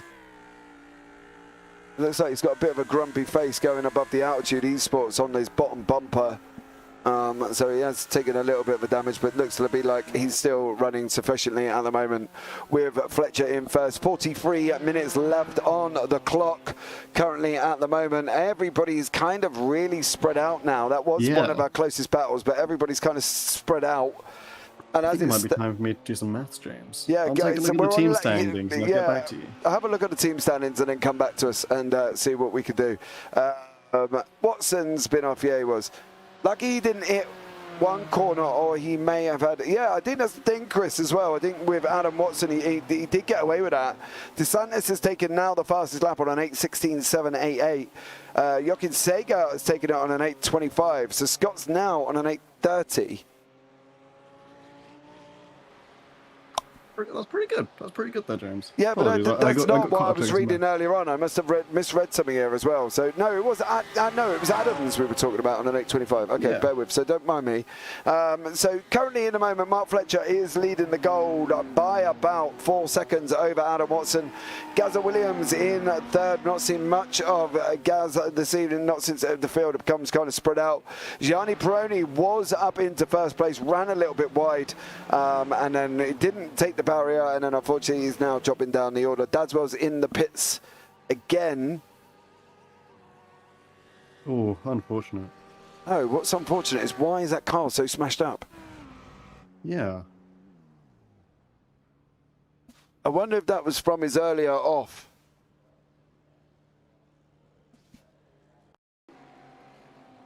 Maybe. No. Damage was done before that. It was just the one before where he went torpedoing into the barrier. Yeah, because he hasn't got anything there. And then he runs wide and just, yeah. So that's where the damage is from.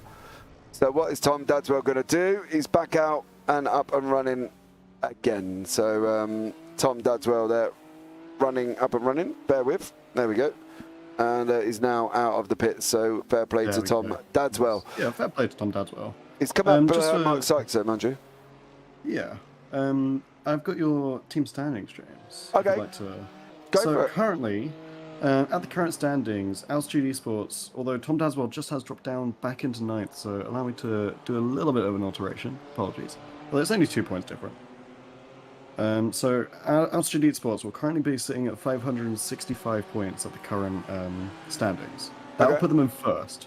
DS Racing will come up just short at 557. Right. DRS will be sitting at 497. Although here's the kicker, James. Altitude Esports Blue currently will be sitting at 498. 1 point ahead of DRS. Okay, so Altitude Esports Blue will be second. Will be third. DS Racing will be second, and Altitude Esports lead team, I guess, I'm not quite sure how they separate it, would be first. Yeah, exactly. Okay. Yeah, and only 1 point in between Altitude Esports Blue and DRS. Okay. Which is absolutely insane. Right, I need to write down Altitude Esports Blue. Okay, so they could get third overall. They could do, yeah. It's very close. Right, okay. Hedgecock and Watson are going to have to... Hedgecock is going to have the race of his life to try and catch back up. And Watson is going to have to fight tooth and nail to stick where he is. And if the standings stay how they are, Altitude Esports will claim third place. As Paul Williams has just gotten round. He's managed to keep it on track, though, this time. He's just unfortunately gone round in the Audi as well. It doesn't look like the Audi is suited to this car. Thank you, Chris. So there we go. The Audi has gone round. It's just shown that he's been off track at the same time. Tom Dadswell has got past Mike Sykes, so Tom is now up into 13th overall.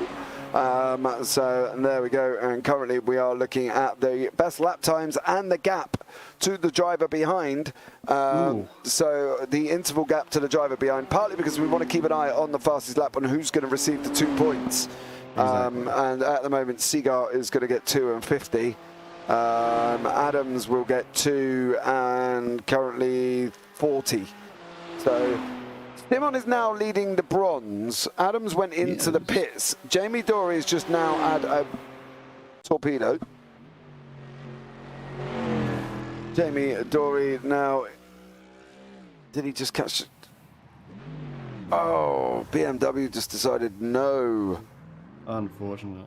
Yeah, no. Mark Baker's back in the pits. Well, Mark Baker's still in the pits and has been for about 13 minutes. So I don't expect to see much of Mark Baker this evening. Gazza Williams there is currently in third. Peroni is in fourth. Now the field is very spread out. You can see it on the left-hand side. So be aware. We will try and keep up and have a chat about some of the drivers this season. Now, obviously, we've had a full season this year here on JPB of the Nxtgen GT3, so much love for joining us as well. Much appreciated for you guys there. Thank you. Currently, Darren Doherty will be taking the lead, James. 10 points ahead of Daniel Steinman. Or Stimon, apologies. Darren Doherty wins by 10. Currently, yes. Okay. Because Darren Doherty is currently at 221 points. And he's sitting in 4th place. Yeah. Which is very strong. That 4th place will give him 35 points. Okay. So hitting that 35, he'll jump up to 256. Daniel Steinman is at 196, and if he gets the full 50... Watson! No. Adam Watson bounces the curb in the Audi. And unfortunately, that wing is not looking comfortable in that car now. That wing is not looking comfortable there for Adam Watson. Not at all. So Watson's got to be looking at trying to go and sort out any repairs that he's got on that car this evening, because it's not looking too good currently at the moment.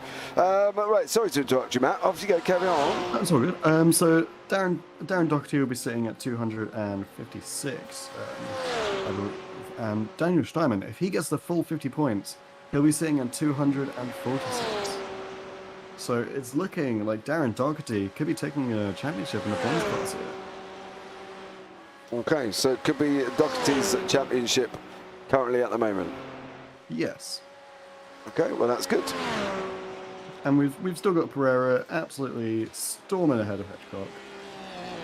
So it's looking like Pereira is going to take that at the moment, unless there is an absolute catastrophic failure. And it's looking like Mark Fletcher currently. Mark Fletcher it's Mark Fletcher's race to lose, James. Okay. Well, there we go. Yes, we call that with Adam Watson. Chris, thank you so much for that. As we can see, Francisco Pereira and Daniel Stimon both in the Mercedes here tonight. So we can see how this one pans out. Hopefully these guys will survive on track. That would be nice, to make sure that they don't have any other issues. Because obviously the Mercedes does look a little bit of a tricky car to be handling. Yeah, it definitely is, James. It's one of the harder cars for sure, especially on this track, the amount of curves. 174 turns. I gotta say, that's not something you want the Audi for. Yeah, definitely not. I think the Audi has been somewhat not an ideal car around Nords with the high curves. I think that's the thing. So we'll just have to see how it works out and go from there. Because obviously, you know, these guys are starting this second round of pit stops as well. Gazza Williams, Fletcher, Peroni, DeSantis, they're all in. Peroni's there as well. DeSantis is in. Watson's, Benjamin Klutsky, Watson's coming in as well. Fletcher's back out at the moment.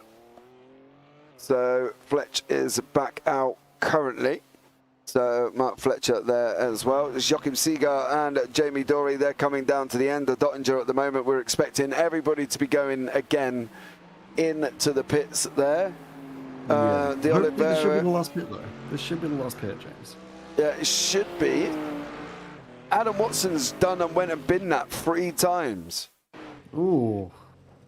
To be fair, he has been taking some damage. Oh, you meant just binning him? No, he did it again. Oh, he did. Oh, no. You can't stop. No, he did it again. Poor Adam Watson. Well, it does look like he's got the car repaired, though. I'm not going to lie. Look at that. It looks nice and shiny. So the fast He's repairs. certainly going. Yeah, the fast repairs did kick in. So that's always good. So Adam Watson is now back out and up and running again. Obviously, this time did not move Dadswell up the order. Dadswell's coming to the end of the Dottinger. Benjamin Klutsky still in. Jamie Dorey, Joachim Seeger, Paul Scott there. But where is Dadswell going to be likely to be coming out here? And we do expect Dadswell in about 8 minutes has got to stop again. So Dadswell has got to stop again on that one. Yeah, that's a little bit difficult, James. I mean, what could you do as Dadswell here, James? Drive. Yeah, that's literally all you can do at this point. I feel like Dadswell is kind of just racing the road here. Like, He hasn't got any other options, right? Because let's face it, he's got to drive the car, right? And at the moment, it's seeming like the car is driving him, and you know he's had a few scrapes, he's had a few scuffs, and he's just got to really just put it in. There's nothing for Dadswell to be able to do apart from drive the car. And, exactly. And if he can't do that and try and close this gap, which is what he's got to try and do, he's never going to get anywhere. And currently he's in 7th. Benji McCluskey, Williams and Watson and DeSantis, they all got out in front. DeSantis is now in 3rd, by the way. So that's going to affect the team standings. That will. Give me 2 seconds and I'll get back to you. Okay, off you go.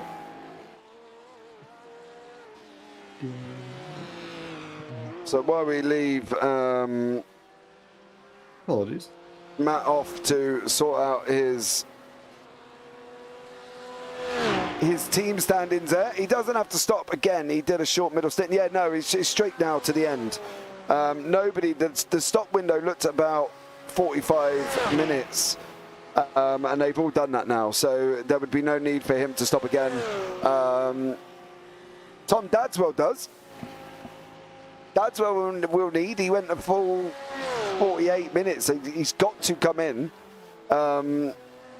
He will need to stop again, Chris. He doesn't have to stop again. He did a short middle stint. You might find he will. He hasn't got enough fuel to get to the end. Yeah, he's not on a full tank. It's only 80%. That's why most of the cars coming in on a 2-stop for 45 as well. So I'm just letting you know that he should theoretically have to stop again. Yeah, he will definitely have to stop again. Like, that'd be a little bit fishy if he hasn't enough fuel to get to the end there, James. But yeah, we'll definitely be seeing him going into the pit soon. Pereira and De Oliveira are now 2nd and 3rd in their class. Adam Hedgecock is still down in 6th. So Oliveira and Pereira. Now, as we say, the only way Oliveira can win this is if Pereira goes off track. Now, whether or not De Oliveira is going to help with that, I'm sure he won't at any point do that on at all, but that's the only reason, the only way De Oliveira can win is if Pereira does run off track. So exactly. There we go. And also with DeSantis in 3rd, DRS will get up back into 3rd place. Okay. So DeSantis could be holding Team DRS up on his shoulders right now, standing on the shoulders of giants, trying to get his team into the top 3. Well, Oliveira and Pereira from DS Racing. Yes. So 2nd and DeSantis 3rd. is from DRS. Yeah, so you got 75 points. No, 2nd and 3rd, 45, 85 points. These guys are going to score. Yeah. So where is DRS? DRS will be in 3rd. Yeah. With 507. Yeah. Altitude will currently be in, although with Dadswell in 6th, I need to do a few adjustments because last I did it in 8th. I think they'll definitely still be in 1st though. So that's 12. So altitude will be at 577, which put them in 1st. And DS Racing will be at, how many did you say they will get? 80? 85. 85. Ooh, nice. So that's, I gotta have to do maths. Yes. Oh, one job, I know. No, yes, Chris, he did. Yes, because he's been in 3 times. Yes, because he went in on lap 1, then he went in 45 minutes later, and then he went in again. Yes. Yes.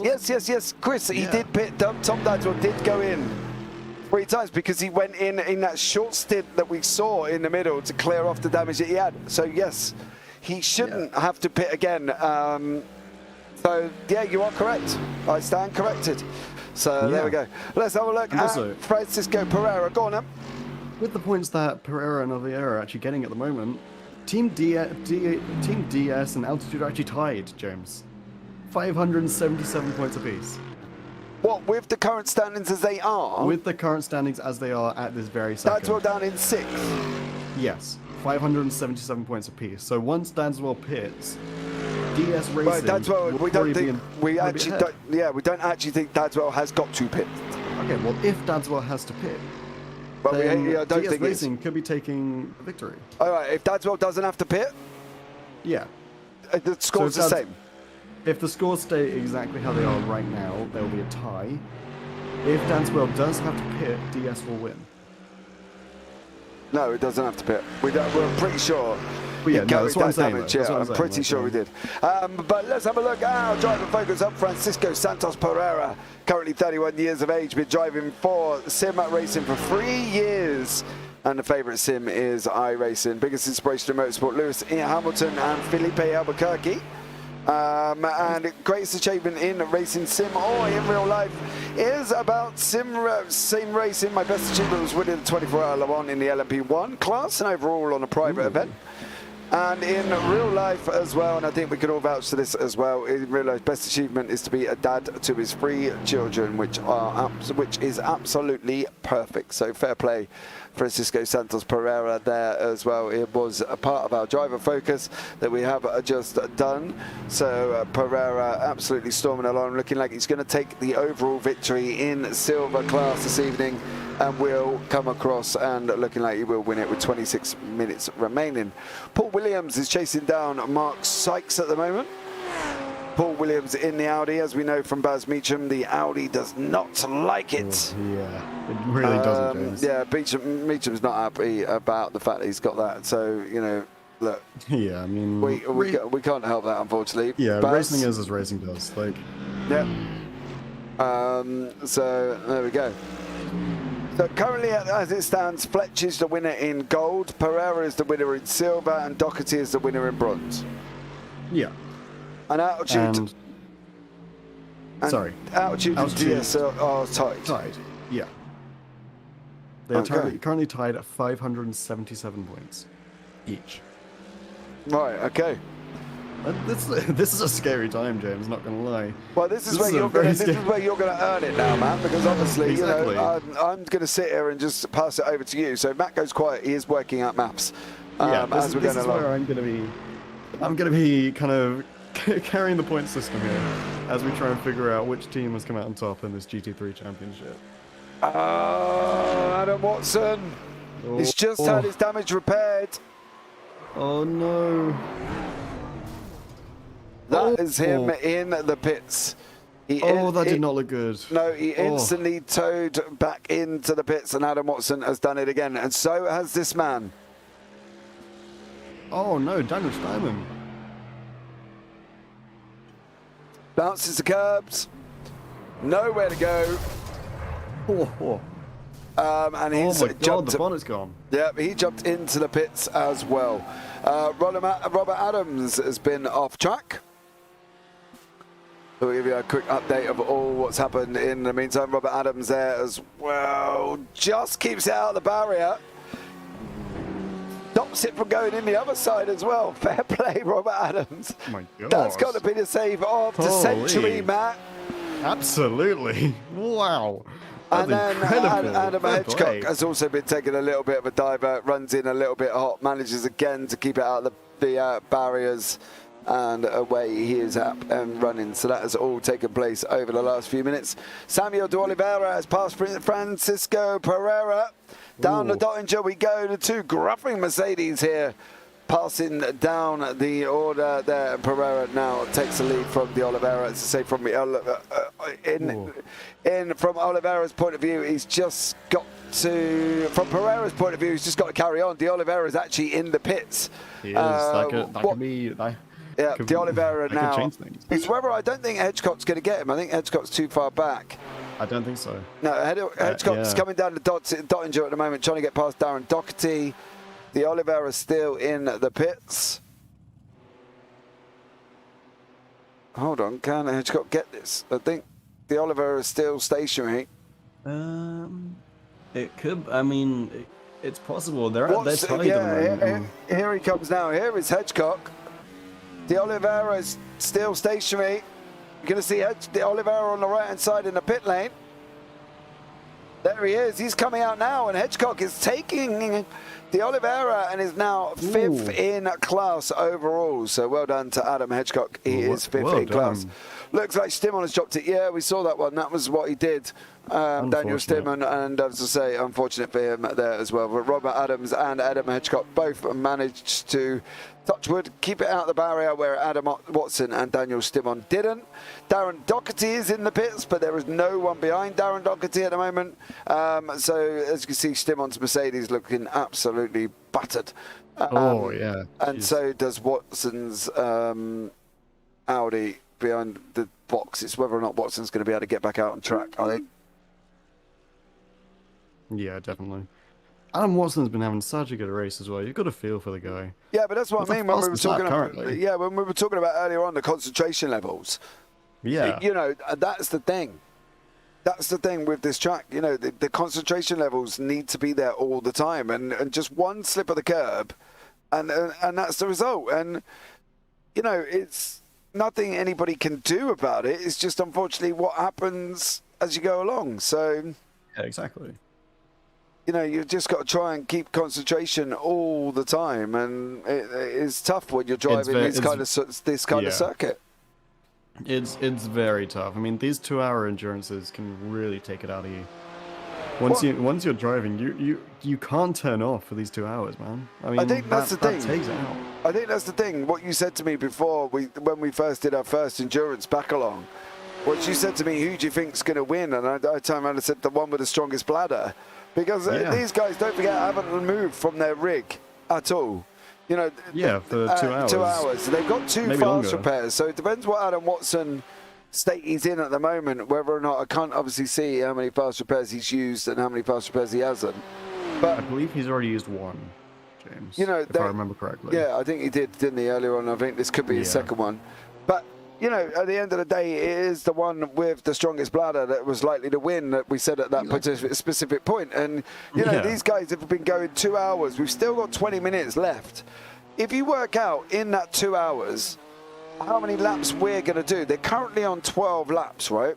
So if we're looking at 8-minute laps, we'll probably hit lap 15 before we finish, James. Right, so we got 12. If we're lucky. So we got around about 107, we'll call it an average of 170, right? Because and these guys are going to have done 12 laps already. You know, they've turned the car 2,040 times into a corner. Oh my God. Yeah, Matt. Oh my, they've got a lot to do. You know, they've done a lot. Incredible. They've taken 2,040 corners already. Yeah, in a 170 corner race. Yeah, I mean, everyone in chat, give it up for these drivers, because, I mean, there's been some incidents, but considering what kind of track this is, there have not been that many incidents. Yeah. Like, they are driving incredibly well. The skill being put on today is on another level. I mean, Mark Fletcher, Peroni, and DeSantis, especially the top three, they're having barnstormer of a race, as you would say. Absolutely. The track is brutal with a compliant car. The mid-engine cars around here will be like going 10 rounds of tyres to keep them on the track. And I think that's the thing. I don't think we're quite understanding what we've got. You know, Fletcher's out in front at the moment. You know, there's no real battles happening currently on track. You know, Fletcher's got he's doing an 817. He knows he needs an 816. He's just got to keep it on. Dadswell is currently in 6th. So it's going to be tough for him as well to take this victory, because at the moment he is currently 8 seconds behind Benji McCluskey and a further 50 seconds behind Gaza Williams. Yeah. Not to mention the pressure as well. And that's the thing. I think Mango's hit it on the head, because the pressure of going into your championship round and you knowing that you need 4 for higher. You know, Paul Williams has just had a crash. Joachim Sergert's been off track at the same time. Ooh, let's have a digit. So we'll have a look at this one. It's Paul Williams dropping down into the left-hander, just runs wide. Oh. And unfortunately... absolutely stacks it. Oh. Yeah, bad play for keeping it out of the wall, though. But no, he just literally backed into the wall and hit his left wing. A tiny little tap. So Paul Williams has been another one as well. So there was Paul the first time. And here he comes. Sorry, Joachim Seeger I wanted, not Paul. And Joachim in the BMW here as well gets a little bit of a wiggle on, tries to break on the grass. Doesn't stop the BM, but manages to keep it going, which is good from him. So there we go. Rafael De Santos has passed Gianni Peroni. So Peroni is now in third place with De Santis in second. So more maths for you to do, Matt. Well, I mean, DRS will currently be in third with De Santis in staying in second. That is a guaranteed third place if De Santis sticks in second for Team DRS Esport. Yeah, exactly. So there we go. So these guys are still having a battle. We'll keep an eye on this one as we're in lap 13 with 17:40 on the clock. Especially got for Watson when he was in front. Yeah, nothing makes you sweat like being in the lead. Exactly. Absolutely. And I think that's the thing. Watson was kind of leading the way, and the pressure was there, and he just kind of binned it on his own, should we say? So, there's a lot to take in. I wouldn't want to be doing a 2-hour endurance at Nords. Absolutely not. I wouldn't even want to do one lap around Nords. No, not with a full 170 amount of corners. You know what I mean? Yeah. That's insane. 174 turns. Yeah. But round here in the Radical SR10 is quite exciting. I got to be honest. When you hit the Nordschleife section, but for these guys as well, we have got. I want to see someone do it in a Lambo, James. That'll be real. What, the Lambo GT3? Yeah. Yeah, no, it'd be like trying to drive the Audi. Exactly, that'd be real entertainment, seeing a Lambo going through here. No, it would have been interesting to see how Jamie Dory had got on with a McLaren. But he did select the Mercedes. So Dory there not doing himself any favours. Gardner is now back in the pits again. Watson still in 14 minutes. Guessing Watson has used his both fast repairs. So there we go. Can't wait for the 24-hour Nords iRacing event. It's the race of Nutterl. Of a nutter. Race of a nutter. See, I think if I could find a team for that, I think that would be quite cool, because I do like this track. So maybe I'll have a look. Cool, yeah. Maybe I'll have a look out and see what we could do. 5 tenths of a gap between these two currently on track at the moment. DeSantis and Peroni as we enter in to the Nordschleife, part of the circuit that we all associate with Nords. We don't really associate the stadium. It's more that's the Nurburgring. But this is the Nurburgring combined with the Nordschleife pit on the back as well. It's providing so much action here this evening, currently with 15 minutes on the clock. This is your closest battle on track at the moment. So yeah, we're going to do a little bit where everyone's kind of spread out. Yes, so very much so. We'll give a little bit of a recap of the team standings while we've got this battle hopefully getting a little bit closer. Currently, Altitude Esports are winning, James, with Dadzog climbing up back into 6th, Fletcher staying at number 1, and Hedgecock, Oliveira has dropped down a tiny bit, so Altitude Esports currently are winning. Followed very closely by DS Racing Esports, then DRS, thanks to the amazing performance of DeSantis, and Altitude Esports Blue sitting very close behind in 4th. Right, okay.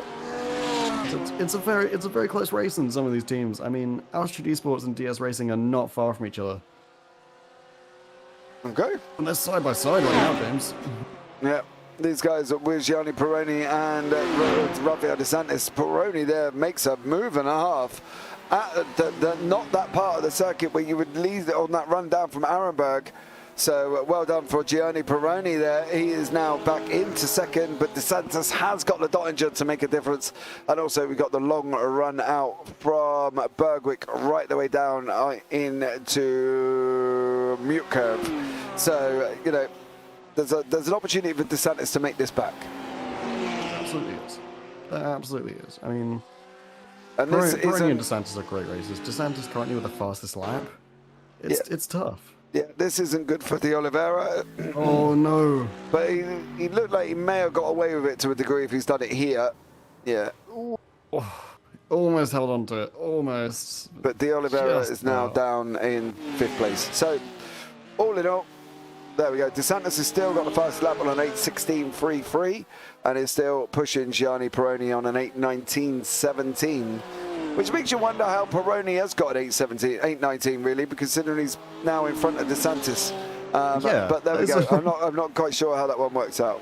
So there you go. Yeah, that is a little bit interesting, James. But maybe it's just maybe DeSantis had a bad lap. Who knows? Maybe.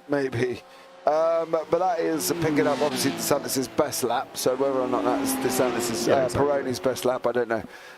We'll see now. This Gianni is the run. Yeah. This is the run from Bergwick right the way down into Mute Curve.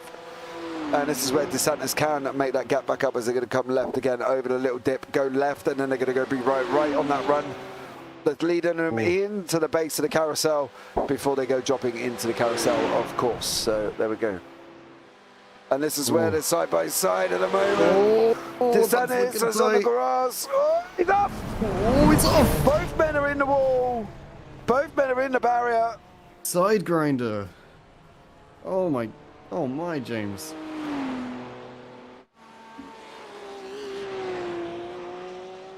Both men are in the barrier. Oh, DeSantis' car is gone. Gone into the world. Whether or not he's going to be able to, he's not going to be able to get that back. I don't think so, James. No, watch when he goes straight. Oh, yeah. It gets to a certain point in the gears that it's gone again. Run outside. Yeah, but the problem is that if he tows, he's got 9 minutes. Exactly. If he tracks back, he can get back. Yeah. If he goes... If he can get it back to the pits, he'll do it in about 5. But he's got to. He's got to do it fighting slowly. it pretty well. He's fighting it pretty well, to be fair. He can't do too much because that's happened. Yeah. That happens. Absolute heartbreak for DeSantis. They both go right into a side grinder right there. Yeah. And Peroni is towed. Yeah, Peroni's towed. Yeah. So that could be really good for Dadswell. If DeSantis decides to tow as well, Dadswell could come up into 4th, James. Just tow. Raf, tow. He's persistent, if nothing else. Yeah, I mean, you got to give it to him for trying to fight it. Everyone, fair play. Maybe he hasn't taken his fast repairs, and that's what he's trying. Maybe. Actually, yeah, that's not a bad shout, James, because he hasn't used his fast repair yet. That is a very good shout. He could be. Depends if DeSantis is trying to get it back. The problem is I think this almost here. If Dadswell can get in front of McCluskey, DeSantis, even if he gets this back, it's got to stop. Hit. Dadswell has a chance here. Dadswell could go into 4th. If Dadswell overtakes McCluskey, he'll be in 3rd, and that'll be a victory for Dadswell. Yeah, but even if Dadswell's in 4th, because Fletcher didn't get the 2. Fletcher will win though. He's got the drivers coming up behind him. Oh my god. They're coming up behind him now. They're going to be on him very shortly. And if he's making that sort of mistakes, there goes McCluskey. Oh, James. Where is Tom Dadswell? Dadswell can't be far behind. No, he's there. There he is. He's got very slow. Can't keep it off track. Oh. I feel so bad for Rafael DeSantis, but he's racing is as racing does. Yeah, but look at his car. Look at that. That is a crab and a half. Yeah, it absolutely is. Honestly, you've got to give it to DeSantis, though, for continuing to fight through it. Well, we see in every part of Nords currently at the moment. Oh, yeah, we really are. The problem is he's got Joachim Seeger coming as well, and he kind of even needs to get that car. No, he's towed. He's now towed. He's towed. There we go. Fair play, DeSantis. Fair play. How about the car? Is it be faster towing? Yeah, he has just towed. Yeah. So DeSantis is towing. Jamie Dory has been off the track as well. Dory in the Mercedes. Ooh. Keeps it out of the barrier, so fair play to Jamie Dory. Nice by Jamie Dory. Mark Very Sykes has crashed, and this is what happened to Mark. Again, another one is going to be going up into the hill before it goes on to the right-hander. Into the wall goes Mark Sykes. And obviously we saw the DeSantis and Peroni incident live. Yeah. So currently, James, if Dadswell is able to get those 7 seconds back on Benji McCluskey, Tom Dadswell could still win this race Right. and win the championship. Where are we with scores now, right? Because Mark Fletcher's out in front on a clean 50. He hasn't got the fastest Yeah. lap. He hasn't got the fastest lap, but that will still put him just ahead, I believe. I will fact check that for you. Give me 2 minutes. Right, we're on it, Katie. So what's the points as it stands for Fletcher Dadswell now? We're on it now. Okay, right, so- my mathematician in the background is working on it. Fletcher is currently sitting at 288 if he keeps the clean 50 without the fastest lap. Okay. Dadswell, he's started off at 238 and he's currently in 4th, which will 35 net points. him 35 points, which will put him at 273. So he needs to get 273. 273.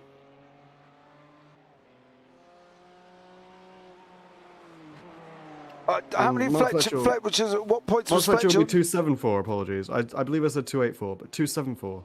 So Dadswell is currently 1 point behind. So 1 point. Dadswell's 1 point behind. Yeah. No, it can't be right. Hold on, Chris. We're working on it. So Dadswell is 1 point behind. So if Dadswell either gets the fastest lap, or if Dadswell is able to get those 7 seconds back on McCluskey, right. he will win.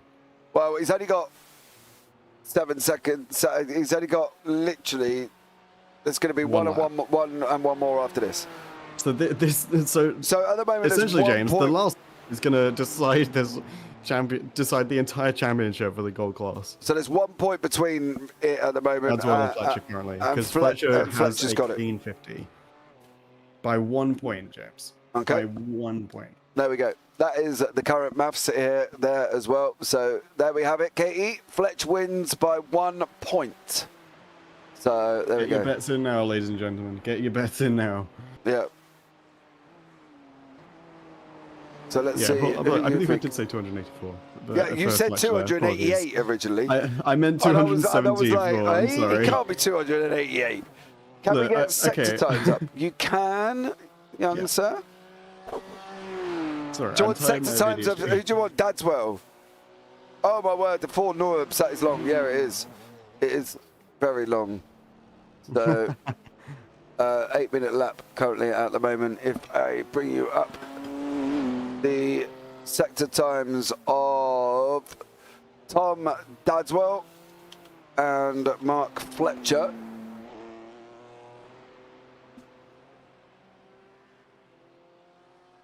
There's so many There's sectors. sector, yeah, I know, it's so tough at the moment because they're on different parts Yeah. of the circuit.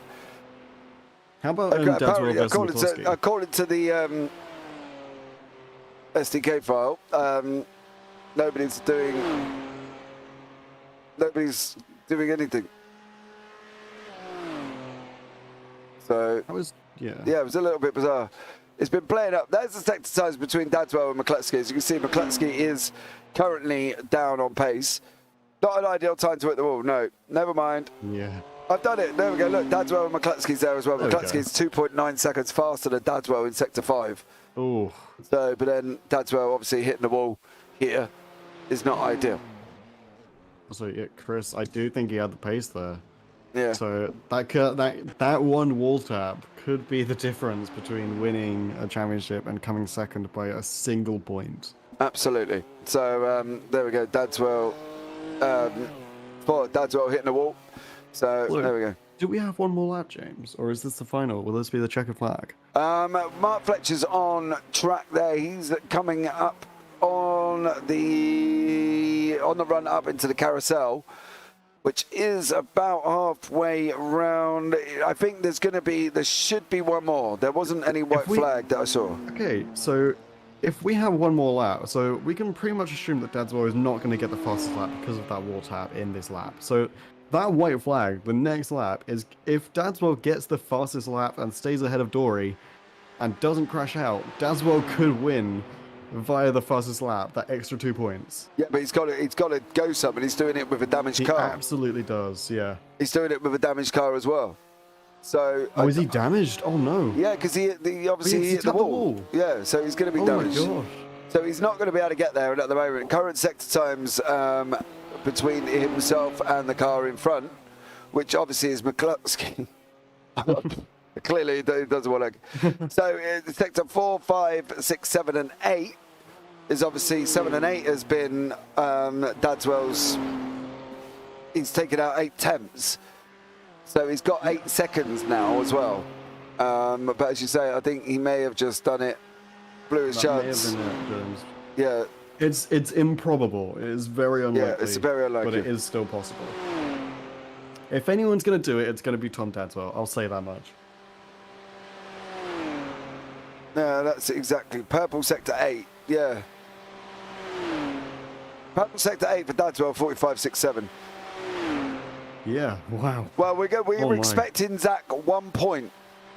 We're 1 point different at the current standards between this man, Tom Dadswell, and you've got this man, Mark Fletcher, who's out in front. So currently looks like there's a 1 point gap.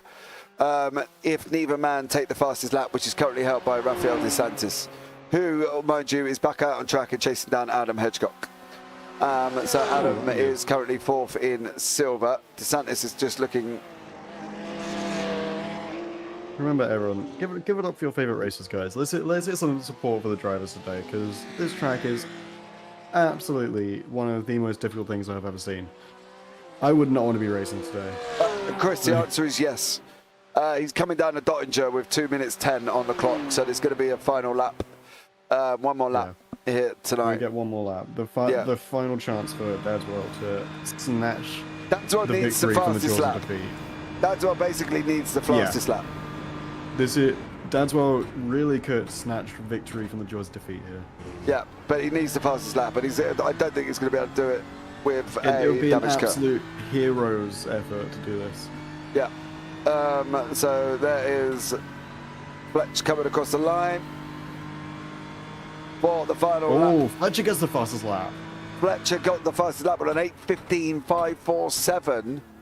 So Fletcher's definitely running out. He's got on the bottom end of the fuel. So now 3 points ahead. So Fletcher's 3 points ahead now. So Dadswell does need the fastest lap of the race. Yeah, he absolutely does. Dadswell needs the fastest lap of the race to even be remotely in a chance of taking this victory. Yeah, because I mean, it's very unlikely that he's going to be able to overtake McCluskey. If he does overtake McCluskey, he wins. But it's very unlikely considering McCluskey is 8 seconds ahead. 8 seconds and 1 more lap. Exactly. So there we go.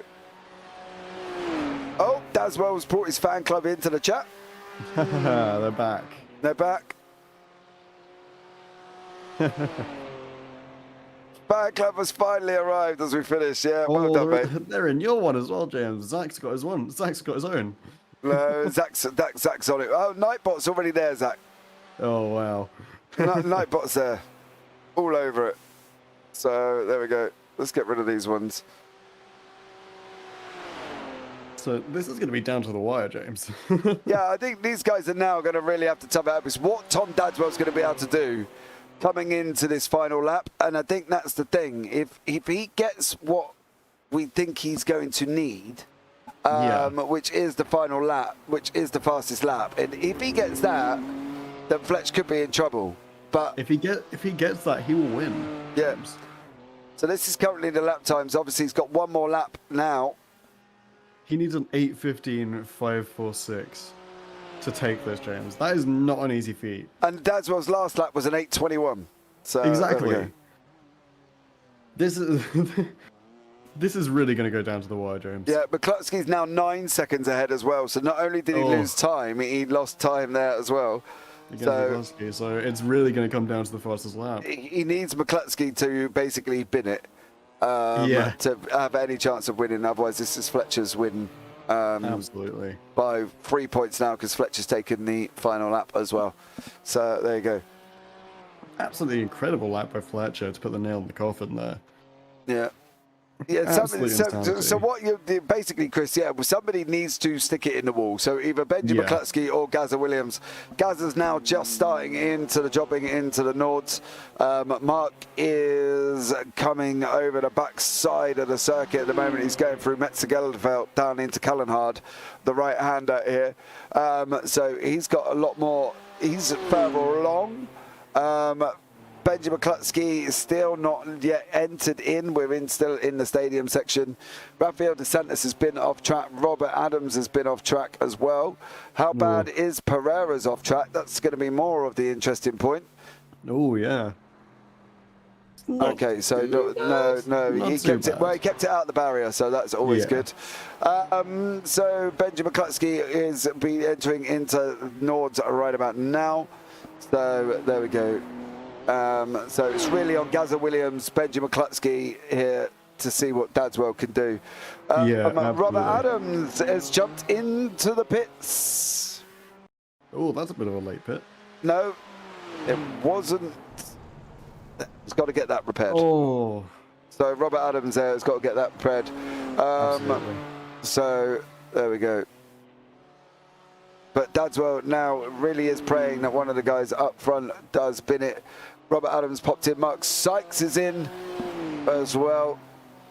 So Mark's trying to get that damage repaired on the front left-hand side here. Rafael DeSantis is pushing like an absolute trooper. Yeah. And this is unfortunately the situation with Rafael. Oh, that was probably one of the hardest crashes we've had today. Well, yeah, along with what he did earlier on. Yeah, I mean, DeSantis has had 2 of the hardest crashes today. Yeah, so it's That's pretty rough. what he looks like in that car after. He is on the pit lane, mind you, so he should be able to jump straight into the pits.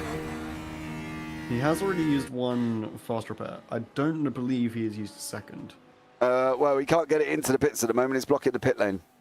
Oh, no. So DeSantis has obviously had some kind of event going into the pit lane. Whether or not he did it Yeah. ceremoniously on his own. Oh, the car's crabbing again, and that's the verdict. Oh. So from DeSantis' point of view, not ideal. He almost flipped over. He almost flipped over, yes. So DeSantis is back in the pits. It looks like he may have already used his fast repair. Jamie Dory has got Gavin Gardner closing him down on the final lap of the race. Mark Fletcher is into near the carousel, literally at the base of the carousel. He'll be coming into very, very shortly. Looks like Tom's pushing hard. Yes, he is. He really is. So there we go. He's going to have the lap of a lifetime. Yeah, but I'm holding out hope, James. I'm holding out hope. that's what it is, but I don't think he's going to be fast enough. It's going to be really close, but I don't think so. No, 7 seconds now to McCluskey. McCluskey is down on to the left-hander of Breachill here. Although we don't need to worry about his time with McCluskey because it's nigh impossible for him to catch McCluskey. Tom, keep it out of the ball. Kept it out of the ball. Well, I wouldn't say it was nigh on impossible. He's pulled out 2 seconds of him, but he could have just done with that pace a little bit earlier on to make the difference. He does need somebody to stack it, and at the moment there is nobody there to do that. So yeah, currently we are as we are at the moment with Mark Fletcher, who still believe who has won with the 2 points.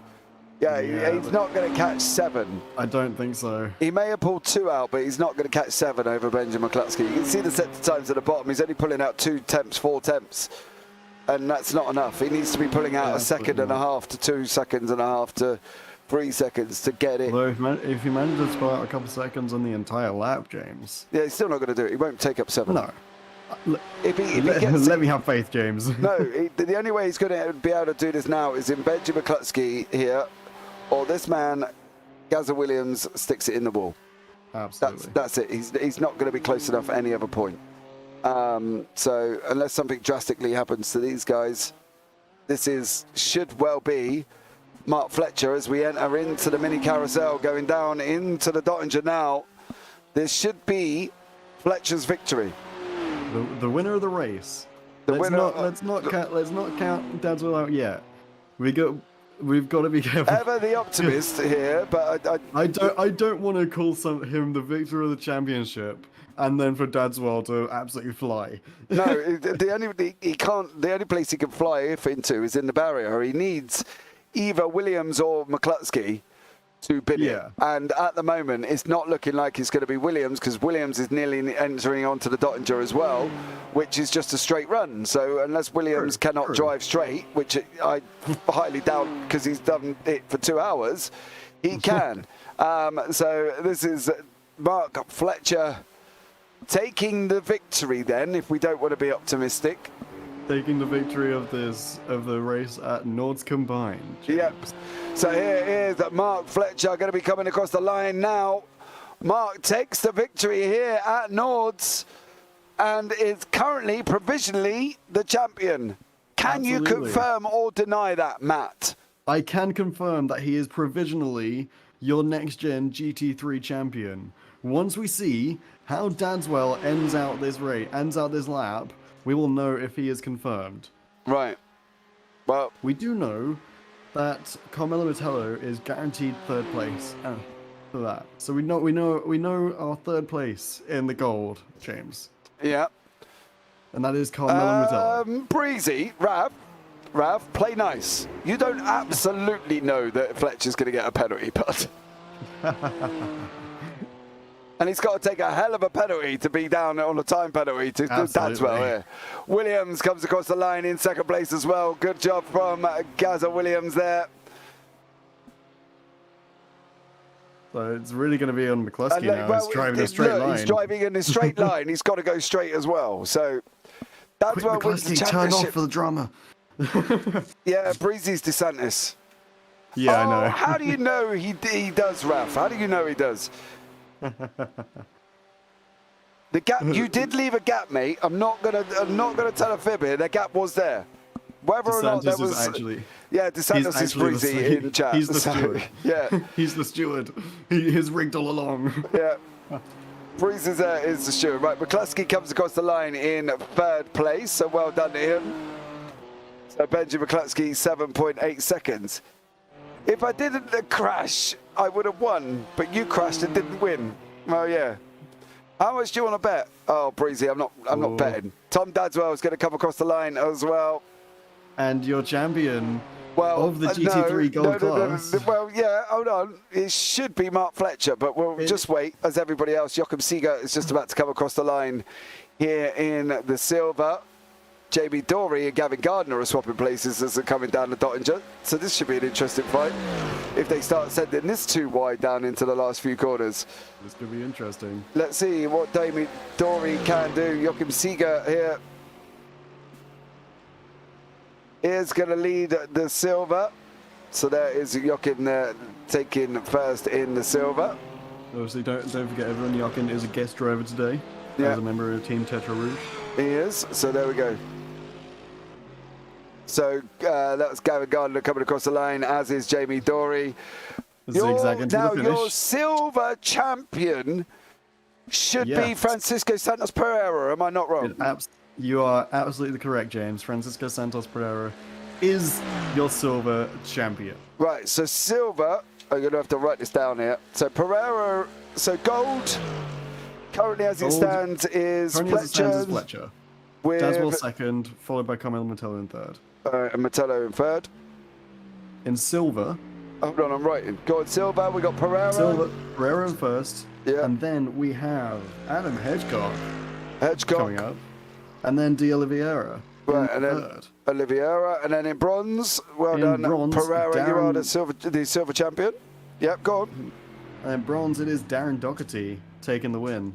Doherty in first, who's second? I believe closely by Daniel Steinman taking second. Daniel Steinman was in fourth in the end, though, yeah? He was in third. He was in third with 196. Yeah, but he finished in fourth place, yeah? He finished in fourth, so that means he gets second in the championship. Right, so Daniel Steinman. And then third will be Baz Meacham. And then Baz in third. You sure? Check. Do some quick maths.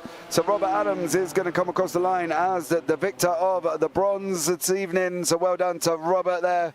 Closely followed by this man, Adam Hedgecock. So there is Robert there. Mark Sykes coming down the Dottinger in second place at the moment. Yes, Baz Meacham is in third. Followed very closely by Mark Sykes. Mark Sykes almost got him. Yeah, so Mark Sykes coming across the line in second place. There.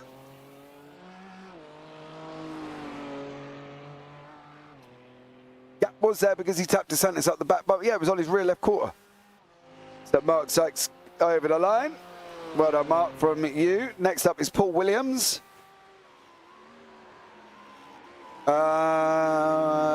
Paul Williams coming across the line. Well done, Paul. Anybody that survives 2 hours at Nords deserves credit. I don't care who you are. Absolutely. Give it up for the races, guys. Yep. No matter if they had incidents, no matter if they had crashes, no matter where they placed, give it up for everyone in the race so far. Because if you can survive Nords, you're amazing. Right, there we go. Darren Doherty coming across the line. Takes the victory in the bronze and is your bronze champion. Daniel Stimon is in second. Samuel de Oliveira coming down the mini carousel. I love it when they zigzag at the end as a little. Fletcher's last lap time was an 8:14.346, and it guaranteed him the 2 points. So 8:14. That is incredible. Yeah.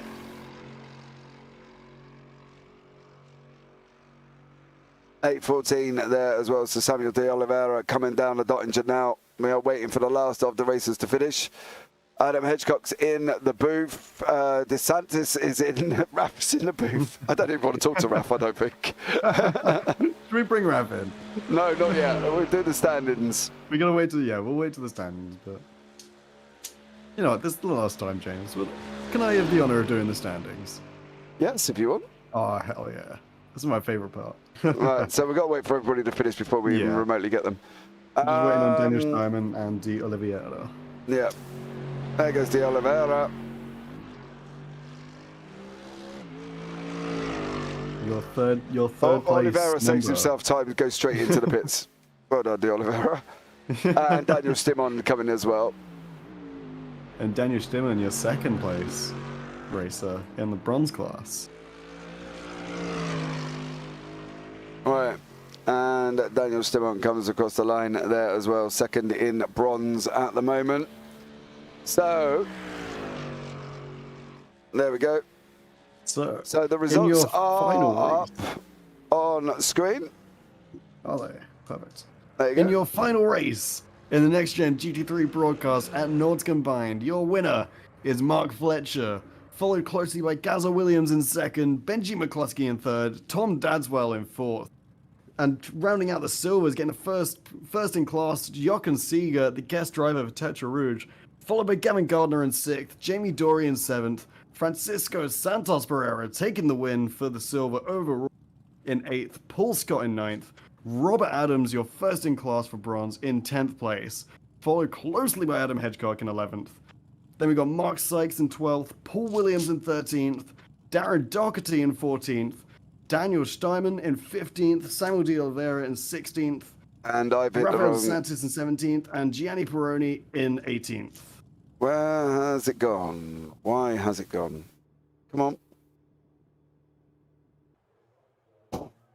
Okay.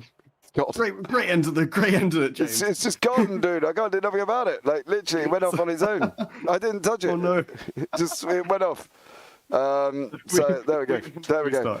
We got the top 18. That's what we need. Steinman, DeSantis, then we got Baker, Gianni Peroni, Adam Watson, Sam Holman, and then Bazik Meacham in the 22nd. Yeah, I got down to Peroni. So. So there we go. Right, guys, we've got interviews lined up, but we're going to start off with this man here as well. So we're going to welcome in Mark Fletcher into the booth. Mark, how are you? Knackered, mate. Absolutely. Mate, okay, well, good news at the moment. We've got you 3 points ahead. We think. This is at the moment. It is provisionally because of obviously there seems to be there might be a steward inquiry into a certain incident.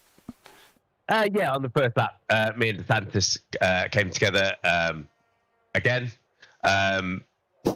He was turned round, which then gave Tom a meatball, which is really, really annoying. I was going to pit the next lap by to make it all fair again, but Tom said he didn't want that. But yeah, like I said, you know, if if it is a steward's inquiry and it's deemed that the gap wasn't there, then yeah, I'll take the penalty, and yeah, Tom wins the championship, which is mega. It's great for him. But winning the fastest lap, that's all I had to do, and that's what I did, I think. Yeah, you did take the fastest lap, mate, in the end on a 8:14.35.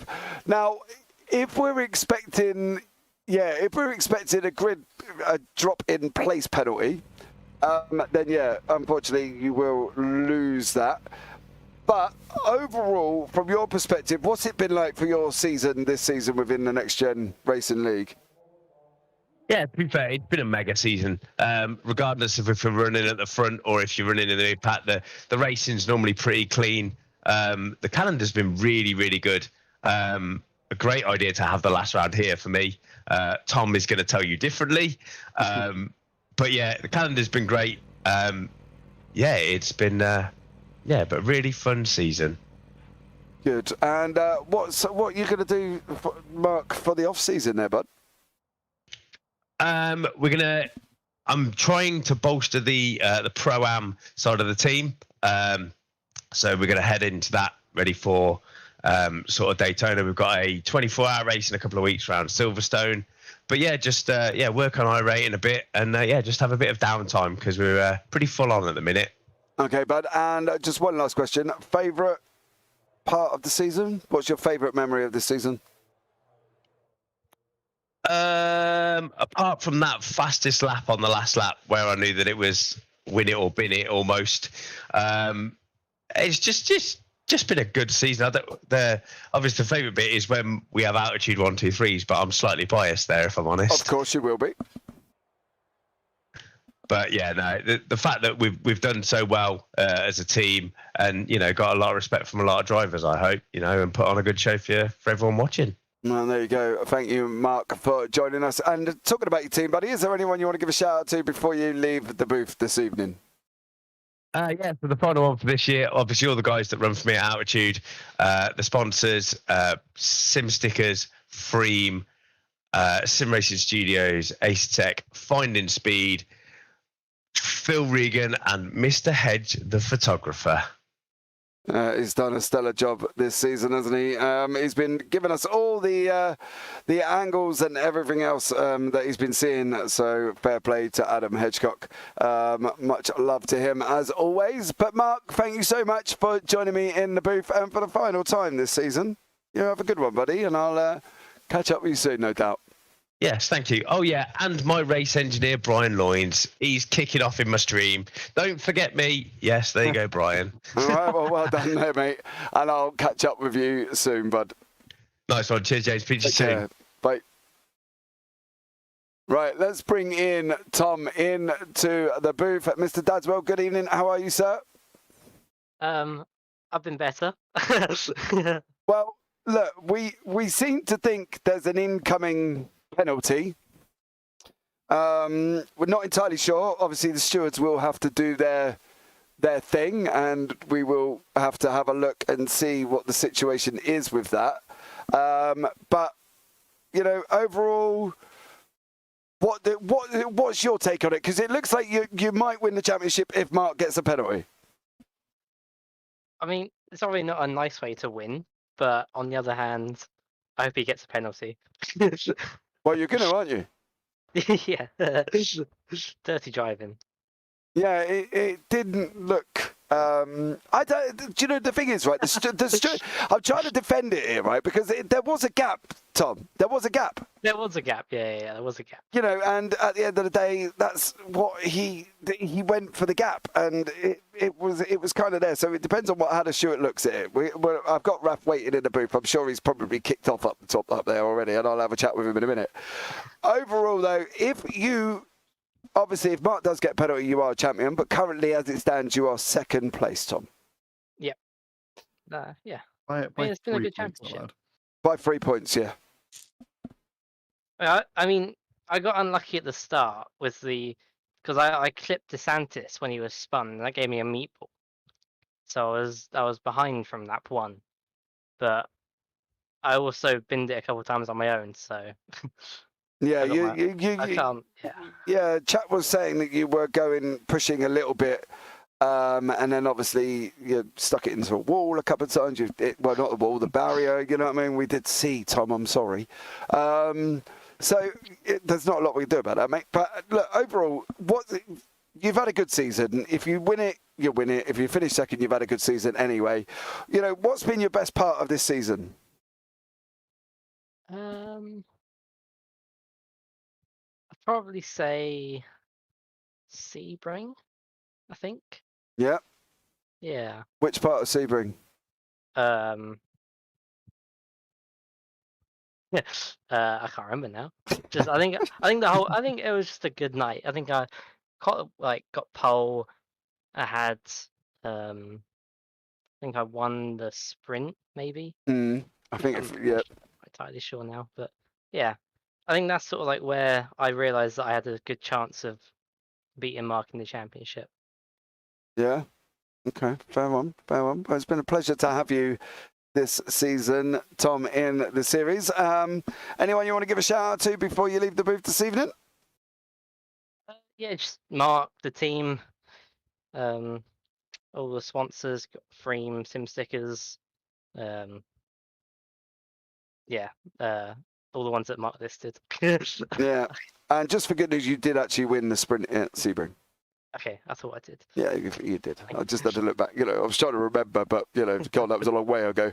But look, overall, dude, I think you've had an absolutely stellar season. Let's see what happens after tonight, after the pen. If there is a pen, do you think there will be, Tom? From your opinion, do you think there will be? I honestly think there might be. Okay. I think it was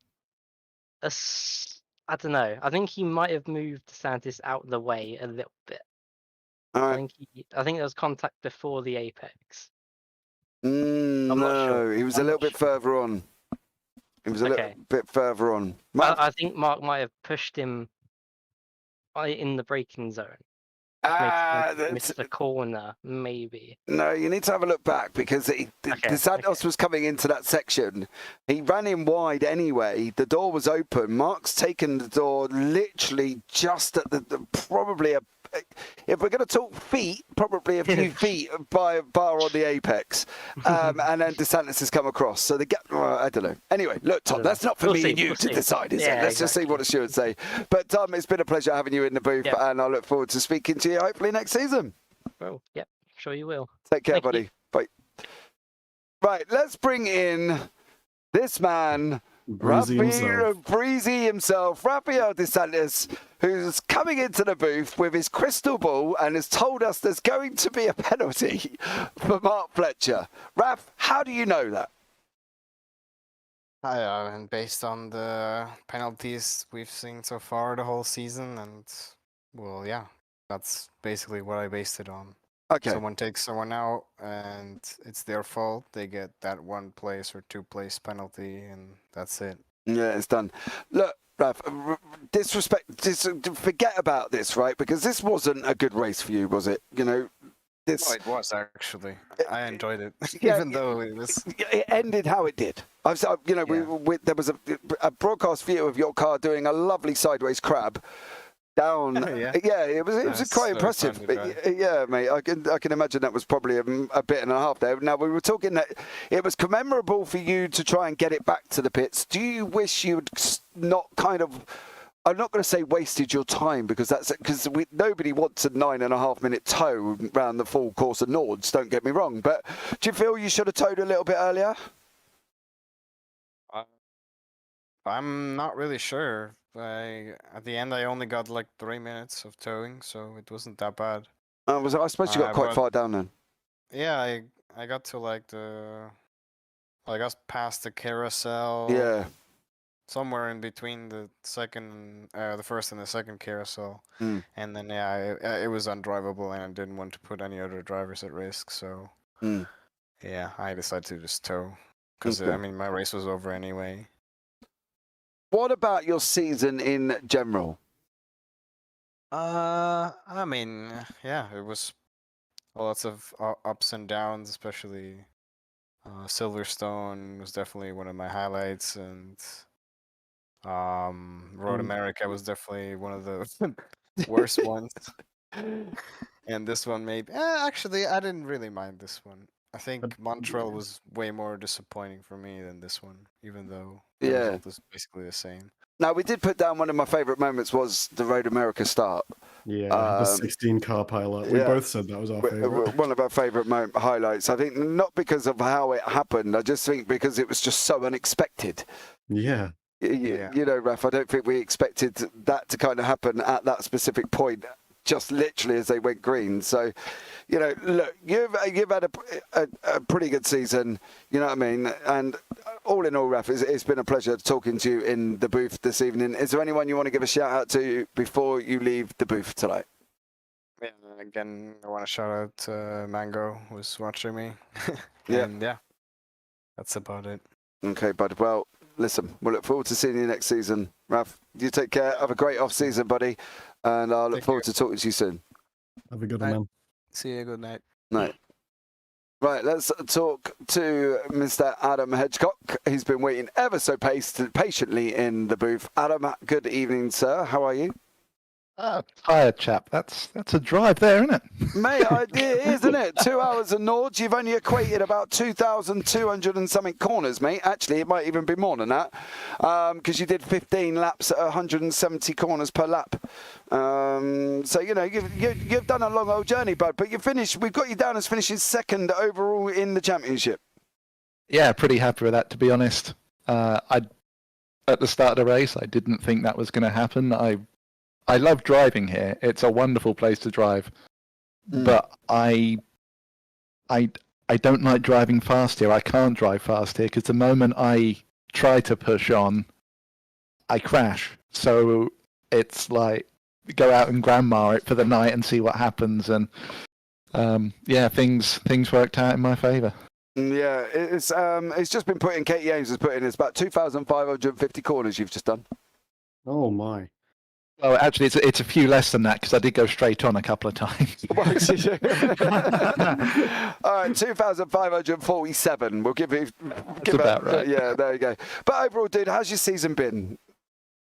It's been good. I've thoroughly enjoyed it. It's been a long time since I've done a GT3 League that hasn't been the World GT Championship, and this league's a lot more relaxed than that. So it's been nice to just come and on a Wednesday night just chill out, come and have a race, come and have some fun, enjoy it for being laid back, and yeah, it's a great series, to be honest. It's my first time here and I've thoroughly enjoyed it. Well, good. It's always a pleasure having you in the booth, mate. Katie Ames has come back with saying hedge to ledge. Aw. There you go. Aw. I know, look at you, checking you out. Make me blush. Really? Oh, I'm a sucker for that, yeah. I thought you were blushing anyway because you've just driven for 2 hours and done shed loads of corners, mate. I thought you were just, getting all hot and bothered. I am super toasty, and the cats have decided that they're going to start playing, so they're running around the rig and all sorts at the moment. Oh, lovely. Well, that should be nice, isn't it? But look, bud, it's always been a pleasure talking to you every single time as well. Is there anyone you want to give a shout out to tonight as well? Because I believe that actually was that Altitude Esports Blue in third, Matt? In the teams? No, that was Altitude Esports in fourth. In fourth. Actually, wait, hold on. Hold on. Let me check. Adam Watson was ninth in class. Adam Watson was ninth. Yeah, but he didn't take the checkered flag. He didn't take the checkered flag, did he? Because he was 49 minutes repairs. I believe provisionally, I'm going to say provisionally in case I'm wrong, I believe Altitude Esports Blue is in fourth, just behind DRS. There you go. That's still a good effort, considering Watson took a car change at the start of the season. And yeah. Let's be honest, that Audi is like a bucking Bronco at every track we've been to. Yeah, and it wasn't good for Nords. No, it wasn't. How he went so long without crashing it is beyond any of us. We were discussing it while we were driving, to be honest. I bet, mate. Is there anyone, Bud, you want to give a shout out to for the final time of the season? Well, I'm guessing Mark and Tom have done the team stuff, so I'll do personals again. But before I do that, I'll shout out to the series organisers. Like I say, it's been an absolute joy to race here this season. To you guys, It's always fun to when I do the pictures on a Thursday morning. I'll have the broadcast on. I'll watch it back while I'm doing it, and it's been brilliant. Yeah, I so hope you fair enjoy play. my growth in motorsport knowledge. It's you know what, you've come on leaps and bounds since the start of the season. At least you know what Formula One is now. Like, that's...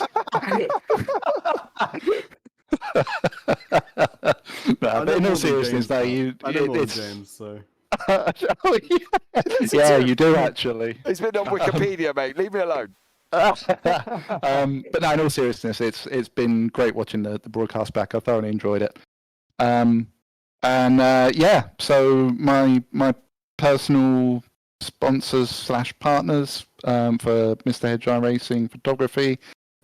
We have JPBroadcasting, we have SimRace 24/7, we have World GT Championship, we have Altitude Esports, and we have Finding Speed. I remembered them all this week. You did check you out. Yeah, good of you. But look, Adam Edgecott, thank you so much for joining me, buddy. And I'm sure I'll catch up with you soon, mate.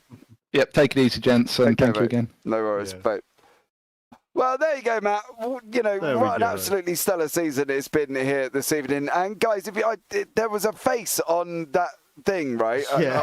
I don't know. I'm sorry. I'm going to mention it as well because I do not know. That was actually game capture, so I'm not quite sure where that even come from.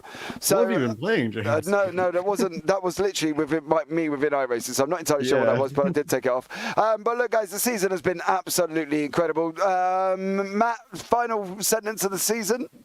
Absolutely incredible racing and a very well done win to Mark Fletcher. Very provisional win to Mark Fletcher. Very provisional win to Mark Fletcher there as well. So, guys, that is it from myself here in the booth and from Matt Zeniith for the final time. Much love to everybody that's joined me in chat as well. Daswell, you have been a ledge all week, all season. Katie Ames as well, you've been an absolute star.